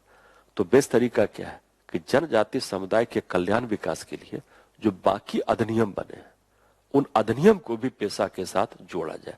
और खासकर रिकॉल कीजिए, आप अवगत होंगे, वन अधिकार अधिनियम आपका। तो वन अधिकार अधिनियम पेशा हो गया, या एक होता है भूमि अधिग्रहण अधिनियम। तो ये सब कानून का एक समावेशन, एक एकीकरण होना चाहिए, तभी जाके पेशा सफल होगा। क्योंकि पेशा खुद अपने आप में इस बात की मांग करता है कि जनजाति के विकास कल्याण के लिए जो बाकी अधिनियम बने उन अधिनियम को भी सफल एवं प्रभावी तरीके से लागू किया जाए। तो इन अधिनियम के बीच के समन्वय को, एकीकरण को प्राप्त किया जाना आवश्यक है। ठीक है, और प्लस इसके साथ कुछ और भी पॉइंट हैं जिसको अदर स्टेप्स, अन्य उपाय कह सकते, उसमें खास करके है कि जनजाति समुदाय का जो क्षमता निर्माण है, जो उसकी कैपेसिटी है, उसको बिल्डअप करें। और ध्यान रखिएगा कि जितना क्षमता निर्माण होगा उतना जनजाति के द्वारा इस अधिनियम का बेहतर अनुप्रयोग किया जाएगा। ठीक है, तो ये आपका है पेशा को लेके जो है। चलिए, इसके बाद 1.11 जो है वो कहता है सिविल समाज की परिवर्तनशील भूमिका जो है। ठीक है, अब इसमें खास करके सिविल समाज की भूमिका को लेकर पहले आपको समझना है कि सिविल समाज होता क्या है और सिविल समाज का जो आशय है वो आशय भी समय के साथ अधिक व्यापक होता चला गया। और सिविल समाज का मतलब होता है एक तरफ परिवार राज्य को लेकर चले, दोनों के बीच जितने मध्यवर्ती संगठित निकाय है, संस्थान है, वो सब बनेगा सिविल समाज। अब यहाँ पे ध्यान रखिएगा कि सिविल समाज का बेसिकली मतलब क्या था? नॉन स्टेट एक्टर जो है। अब इसमें खास करके हम लोग के जो राष्ट्रीय सुरक्षा सलाहकार थे उन्होंने कुछ समय पहले कहा कि अभी जो वारफेयर है वो 4th जनरेशन का है। फोर्थ जनरेशन का मतलब यहां पे बताया गया कि अभी जो है गवर्नमेंट को, स्टेट को नॉन स्टेट एक्टर के साथ लड़ना पड़ रहा है, और जो नॉन स्टेट एक्टर है वो कहीं ना कहीं आंतरिक सुरक्षा को भी प्रतिकूल तरीके से प्रभावित करते हैं। अब जरा सोचिए, जो नॉन स्टेट एक्टर है उसको बेटर तरीके से कौन डील कर पाएगा, स्टेट या सिविल समाज? सिविल समाज जो है। तो अगर सिविल समाज के भूमिका को प्रोत्साहित करते हैं तो आज के समय में जो सुरक्षा की चुनौती है, जैसे आतंकवाद, नक्सलवाद, उग्रवाद, इन चुनौती का सामना बेटर कर सकती है सरकार अगर सिविल समाज के सहयोग को प्राप्त करे, क्योंकि सिविल समाज बेटर तरीके से डील करेगा नॉन स्टेट एक्टर को। क्योंकि नॉन स्टेट एक्टर कहां से उत्पन्न होते हैं? ये उत्पन्न होते हैं सिविल समाज से जो है। तो जहां से उत्पन्न हुआ अगर वही काउंटर करे तो बेटर तरीके से डील करेगा नॉन स्टेट एक्टर को जो है। अगला जिस पॉइंट पे ध्यान रखिएगा कि जब कहते हैं या सरकार जब कहते हैं नया भारत, तो नया भारत का मतलब ये होता है कि अब तक सरकार ने जिस भारत का निर्माण किया उस भारत के निर्माण में सरकार के साथ अगर सिविल समाज का योगदान हो तो हम बेहतर तरीके से नए भारत का निर्माण कर सकते हैं जो, ठीक है। और नया भारत का मतलब क्या है कि जहां सरकार अधिक भागीदारी हो, जहां सरकार अधिक जनता को जागरूक करे और जहां पे बेटर भूमिका हो सिविल समाज की। और कहा जाता है कि कोई प्रजातंत्र तभी सफल होगा जब सिविल समाज की भूमिका को अधिक प्रभावी किया जाए। अगला चीज ध्यान रखिएगा कि सिविल समाज की भूमिका को लेकर इसका समर्थन वर्ल्ड बैंक के द्वारा भी किया गया है, ठीक है। और कई सारे अंतर्राष्ट्रीय संगठनों ने, यूनाइटेड नेशन ने भी सिविल समाज की भूमिका को प्रोत्साहित करने पर बल दिया है। लेकिन अब ये प्रश्न उठता है कि इंडिया में लेके चले तो जो सिविल समाज का रोल है उस रोल में कई सारे मुद्दे हैं जो हम लोग के लिए चिंता का विषय है। अब ये प्रश्न उठता है कि वर्तमान समय के संदर्भ में नए भारत के निर्माण के लिए, फोर्थ जनरेशन वॉरफेयर के लिए सिविल समाज की भूमिका होनी चाहिए, लेकिन सिविल समाज की भूमिका को बेहतर करने के लिए हम लोग के लिए चिंता का विषय है कि कैसे हम सिविल समाज को राजनीतिक रूप से जवाबदेह बनाएं, कैसे हम सिविल समाज के जवाबदेहिता को शासन के जवाबदेहिता के साथ जोड़ सके, कैसे हम स्थानीय समुदाय को अधिक सशक्त करें, इंपावर करें, कैसे हम आर्थिक सुधार के द्वारा, जैसे मनरेगा की बात करते हैं, आर्थिक सुधार के द्वारा हम आर्थिक सशक्तिकरण को प्राप्त करें। और इसके लिए ध्यान रखिएगा कि जब भी सिविल समाज के भूमिका को प्रोत्साहित के लिए एक मजबूत एक पर्यावरणीय वातावरण, यहाँ पर्यावरण का मतलब कोई हम भौतिक पर्यावरण की बात नहीं कर रहे, एक सामाजिक पर्यावरण को बेहतर रूप से विकसित, सामाजिक का मतलब कि सिविल समाज की भूमिका को लेकर सामाजिक स्वीकृति, सामाजिक मान्यता को कैसे प्रोत्साहित किया जाए। क्लियर? ठीक है। और उसके बाद सिविल समाज की भूमिका को लेकर कुछ चुनौतियां हैं। तो चुनौती हमेशा हर पहलू से देखिएगा, जैसे तकनीकी भी है, आर्थिक भी है, सामाजिक भी है, राजनीतिक भी है और सुरक्षा संबंधी भी है।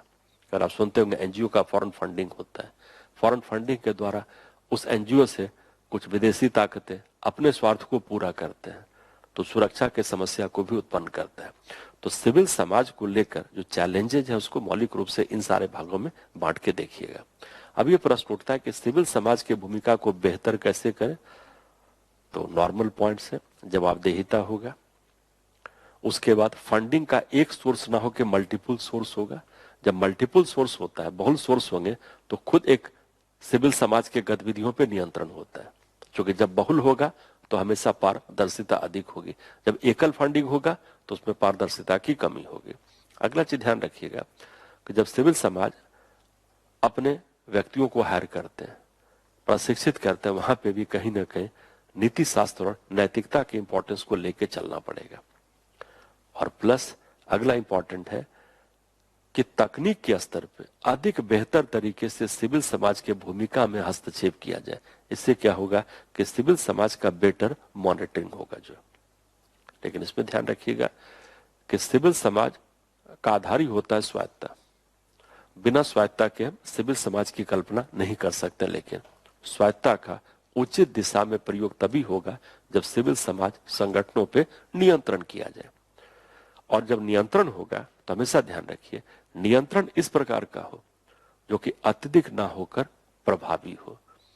और प्रभावी कब होगा? जब सिविल समाज संगठनों पे नियंत्रण को नियंत्रित करे और स्वायत्ता को भी नियंत्रित करे। और जब दोनों नियंत्रित होगा तभी स्वायत्ता नियंत्रण के बीच के संतुलन को प्राप्त कर सकते हैं, जो कि सिविल समाज की सकारात्मक भूमिका को प्रोत्साहित करने हेतु आवश्यक है।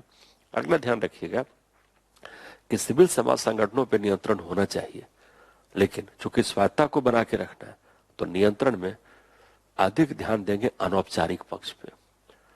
और अनौपचारिक पक्ष का मतलब होता है कि सिविल समाज संगठनों को चाहिए कि सर्वसम्मति के द्वारा ऐसे आचरण संहिता को विकसित करें जिसका अनुपालन सिविल समाज संगठनों के द्वारा अपने स्तर पे किया जाए, ताकि सरकार के हस्तक्षेप करने की संभावना कम हो, ताकि सिविल समाज स्वायत्त निकाय के रूप में सफल तरीके से कार्य कर सके। जो तो ये सब कुछ पॉइंट कंक्लूड कीजिएगा जब सिविल समाज की भूमिका को वर्तमान समय के संदर्भ में लेके चलते हैं।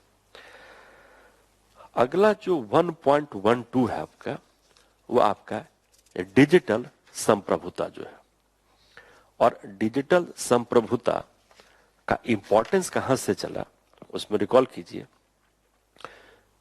कि कुछ दिन पहले या सिडनी में जो वार्तालाप हुआ था उसमें प्रधानमंत्री ने कहा था कि जो डिजिटल इरा है, जो डिजिटल समय है, वो कहीं ना कहीं संप्रभुता पे, शासन पे, नैतिकता पे, विधि, अधिकार, सुरक्षा को भी प्रभावित करता है।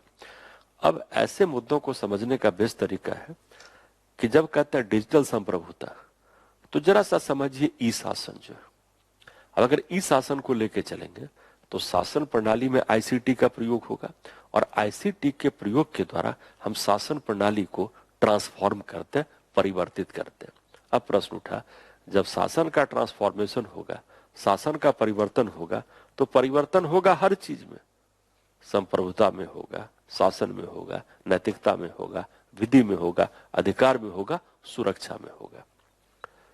ठीक है, तो डिजिटल संप्रभुता को समझने के लिए पहले आपको समझना होगा कि पूरे ई शासन का प्रभाव कैसे पड़ता है राजनीति और शासन पे। चूंकि डिजिटल संप्रभुता क्या है, एक तरह देखा जाए ई शासन के अनुप्रयोग की एक व्यवहारिक चुनौती है, चैलेंज है। अगला इसमें दिया गया है कि डिजिटल संप्रभुता होता क्या है, तो इसमें खास करके ध्यान रखिए, हर स्टेट जो अपना शासन करता है तो शासन का जो एक नेटवर्क होता है वो राष्ट्रीय हितों के लिए होता है। लेकिन डिजिटल में क्या है, राष्ट्रीय हित की बात तो करते हैं लेकिन वो संचालित होता है अंतर्राष्ट्रीय नवाचार से, अंतर्राष्ट्रीय विचारधारा से। क्लियर? अगला जिस पॉइंट पे ध्यान रखिएगा कि जब डिजिटल संप्रभुता होगा तो डिजिटल संप्रभुता को समझिए डाटा आंकड़ों से। जिसका वर्चस्व होगा डिजिटल रूप से उसके पास अधिक बेहतर आंकड़े होंगे। अब उस आंकड़े का जो प्रयोग है वो देश अपने हित में कर सकता है, तो कहीं ना कहीं ये आर्थिक स्वतंत्रता को सीमित करता है। तो पहला चीज ध्यान रखिए कि इकोनॉमिक डिपेंडेंसी को चेक करता है। अगला जिस पॉइंट पे ध्यान रखिएगा कि कहीं ना कहीं तकनीकी रूप से निर्भरता को भी कम करता है, क्योंकि एक्सेसिबिलिटी, जो सूचना की पहुंच है, वो क्या हो गया, वो बढ़ता चला गया। प्लस अगला चीज ध्यान रखिए, कहीं ना कहीं ये आंतरिक सुरक्षा और देशों के बीच के एकता को भी प्रभावित करता है। और प्लस जब डिजिटल संप्रभुता होगा तो कहीं ना कहीं नागरिकों का जो व्यवहार है वो भी क्या होगा, परिवर्तित होगा। अगला प्रश्न उठता है कि डिजिटल संप्रभुता के चुनौती का सामना कैसे करें, और उसके लिए पहले समझ लीजिए क्या क्या चैलेंजेज है, क्या क्या चुनौती है। तो चुनौती में ध्यान रखिए कि अब तक विश्वव्यापी स्तर पर डिजिटल संप्रभुता को रोकने का कोई नियम निर्धारित नहीं किया गया। अगला चीज ध्यान रखिएगा कि जब हम लोग इंटरनेट गवर्नेंस शासन की बात करते हैं उसमें कई सारे मल्टीपल स्टेक होल्डर है। प्राइवेट कंपनी होगा, सिटीजन होगा, सरकार होगा, नियामक निकाय होगा, तो इतने सारे स्टेक होल्डर के बीच की सहमति को प्राप्त करना वह भी अपने आप में चुनौतीपूर्ण है कि विश्वव्यापी स्तर पर नियम क्या होने चाहिए। जो अगला चीज ध्यान रखिएगा, कहीं ना कहीं जो डिजिटल संप्रभुता होता है वो व्यापार में बाधाएं उत्पन्न करता है। चूंकि ट्रेड मोनोपोली किसी देश का होगा तो ट्रेड मोनोपोली को कैसे रोका जाए। और अगला चीज ध्यान रखिएगा कि चूंकि इसका जो जवाबदेहिता है वो कभी देश के आंतरिक प्रणाली के संदर्भ में सुनिश्चित नहीं कर सकते, तो इसको लिंकअप करना पड़ेगा विश्वव्यापी स्तर पे जो है। ठीक है, अब होता है कि कैसे समस्या का समाधान किया जाए, तो इसमें खास करके ध्यान रखिएगा कि जहां जहां पे हमारी निर्भरता है और जहां जहां पे कमजोरी है, हम पहले उसको दूर करें। क्योंकि निर्भरता कमजोरी को दूर करेंगे तो ऑटोमेटिक क्या है, हम अधिक संप्रभुता को सुनिश्चित करेंगे। उसके बाद है कि खुद हम अपने देश को सशक्त करें, इंपावर करें। जितना इंपावर करेंगे, हमारी क्षमता बेहतर होगी, उतना हमारी डिपेंडेंसी कम होगी। और अगला चीज है कि अंतर्राष्ट्रीय संगठनों के साथ भी सहयोग करें, समन्वय को स्थापित करें। और अगला चीज है कि जो अंतर्राष्ट्रीय स्तर पर डाटा हमको प्राप्त होता है, उसका हम लोकल स्तर पे कैसे बेहतर प्रयोग करें, इस पर भी ध्यान दिया जाना आवश्यक है। जो तो डिजिटल संप्रभुता की जो बात है, वो बेसिकली एक प्रकार का डिजिटल जो डिवाइड होता है, आप सुने होंगे डिजिटल डिवाइड, वो देश के अंदर था, अब वो देशों के बीच में हो रहा है। और कुछ जो सर्विस प्रोवाइडर है, उनका जो वर्चस्व है वो इतना बढ़ गया है कि वो देश के आंतरिक शासन में किसी न किसी प्रकार के हस्तक्षेप को दर्शाता है, जो कि देश के संप्रभुता पे प्रश्न चिन्ह उत्पन्न करते हैं। ठीक है, चलिए। और उसके बाद 1.13 लास्टली है सरकारी खरीद और परियोजना प्रबंधन जो है। ठीक है, अब इसमें खास करके ध्यान रखिए कि सरकारी खरीद को लेकर कुछ गाइडलाइन वित्त मंत्रालय के व्यय विभाग के द्वारा जारी किया गया, उसी गाइडलाइंस को बेस मान के मुद्दा बना है। अब यह प्रश्न उठता है कि सरकारी खरीद को लेकर और परियोजना प्रबंधन को लेकर एक जनरल वित्तीय नियम है, जो कि 2017 में प्रकाशित किया गया था। ठीक है, और इसमें खास करके जब सरकारी खरीद को आप लेके चलते हैं, परियोजना प्रबंधन को, तो अधिक ध्यान रखिएगा उन मंत्रालय के गतिविधियों पर जिसमें कि सबसे अधिक फंड यूज होता है। और इसमें खास करके प्रतिरक्षा और रेलवे। और कहा जाता है कि ऑलमोस्ट जो सरकार के बजट का 50% है, 50% वो खर्च होता है डिफेंस और रेलवेज पे जो है। ठीक है, तो ये अगला चीज है कि सरकारी खरीद को लेकर जो भारत की रूपरेखा है, उस भारत के रूपरेखा को समझने के लिए आप 4 चीज पे ध्यान रखिएगा। पहला है संवैधानिक प्रावधान, उसमें खास करके आर्टिकल 246 है, आर्टिकल 288 है, आर्टिकल 298 है, आर्टिकल 299 है, आर्टिकल 300 है, आर्टिकल 300A भी है, राइट टू प्रॉपर्टी, आर्टिकल 355 है। तो ये सब कुछ संवैधानिक प्रावधान है जो कि सरकार की खरीदारी को प्रभावित करता है। उसके साथ साथ कई सारे विधिक प्रावधान भी हैं, जैसे भ्रष्टाचार निवारक अधिनियम। उसी तरह से आप पढ़े होंगे प्रतियोगिता प्रतिस्पर्धा अधिनियम जो है आपका। तो ये सब कुछ विधिक प्रावधान है, कुछ प्रशासन के दिशा निर्देश है, और कुछ होता है जो कि रेगुलेटर जैसे CAG वगैरह, उसका भी रोल होता है। तो दरअसल में ध्यान रखिएगा कि भारत में सरकारी खरीद को लेकर जो पूरा रूपरेखा है, फ्रेमवर्क है, उस रूपरेखा में संवैधानिक प्रावधान, विधिक प्रावधान, प्रशासन का दिशा निर्देशन और कुछ नियामक निकायों का विशेष रूप से महत्व देखने को मिलता है। अब इसमें कहा गया कि जो फ्रेमवर्क है वो क्या होना चाहिए, एक व्यापक होना चाहिए। अभी क्या जो फ्रेमवर्क है उसके अंदर कई सारे आयाम हैं, तो फ्रेमवर्क व्यापक हो। अगला चीज ध्यान रखिएगा कि जो सरकारी खरीद है उस पे अधिक नियंत्रण होना चाहिए इन सारे आयोग का, जिसका गठन इस पर्पज से किया गया। अगला चीज है, कभी गवर्नमेंट को आप लेके चले तो गवर्नमेंट का जो पूरा नियामक निकाय वो अपने आप में काफी जटिल है, तो उसको और अधिक संकलित करने की जरूरत है। जो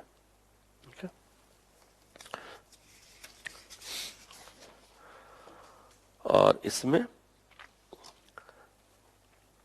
एक तो थोड़ा सा WTO का एग्रीमेंट भी है सरकारी खरीद पे, तो उससे क्या होगा, आपको एक व्यापक दृष्टिकोण प्राप्त होगा। लेकिन आपको बता दें कि इंडिया इसका पक्ष पार्टी नहीं है, इंडिया सिर्फ एक ऑब्जर्वर, पर्यवेक्षक सरकार के रूप में काम करती है इस एग्रीमेंट को लेके। जो अगला प्रश्न उठता है कि इस प्रोविजन के या गाइडलाइंस के लेटेस्ट प्रोविजन क्या क्या है।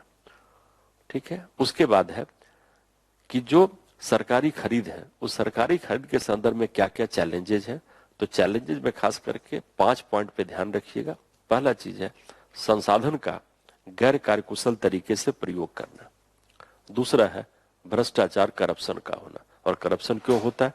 क्योंकि पारदर्शिता की कमी होती है। अगला चीज है, निर्णय प्रक्रिया की जो गुणवत्ता है वो गुणवत्ता भी बेहतर तरीके से प्राप्त नहीं कर पाए। तीसरा चीज है कि प्रतिस्पर्धा जो होता है, पब्लिक प्रोवाइडर जो सर्विस देते हैं उनके बीच में समान स्तर को हम प्राप्त नहीं कर पाए। और अगला चीज ध्यान रखिए, कहीं ना कहीं सूचना को लेकर भी एक प्रकार का अंतर या विभाजन देखने को मिलता है। तो अब ये प्रश्न उठता है कि सरकारी खरीद और परियोजना प्रबंधन को हम कैसे बेहतर कर सकते हैं। तो बेहतर करने के लिए पहला चीज ध्यान रखिए, अब वित्त मंत्रालय ने इस पर एक सामान्य वित्तीय नियम जारी किया है। तो वित्त मंत्रालय का नियम है तो इसको वैधिक संरक्षण तो प्राप्त नहीं है। तो बेस्ट तरीका क्या है, ये जो दिशा निर्देशन जो नियम बनाया गया उसको वैधिक मान्यता दी जाए। तो जो वित्त मंत्रालय का सामान्य वित्तीय नियम है उसको हम वैधिक मान्यता देंगे। अगला चीज ध्यान रखिएगा कि जब इस नियम को लागू करें तो इसमें कैसे हम प्रोत्साहित करेंगे पारदर्शिता और जवाबदेहिता को। तीसरा चीज है कि इस नियम का जो प्रक्रिया है उस प्रक्रिया को कितना हम सरलीकृत करें।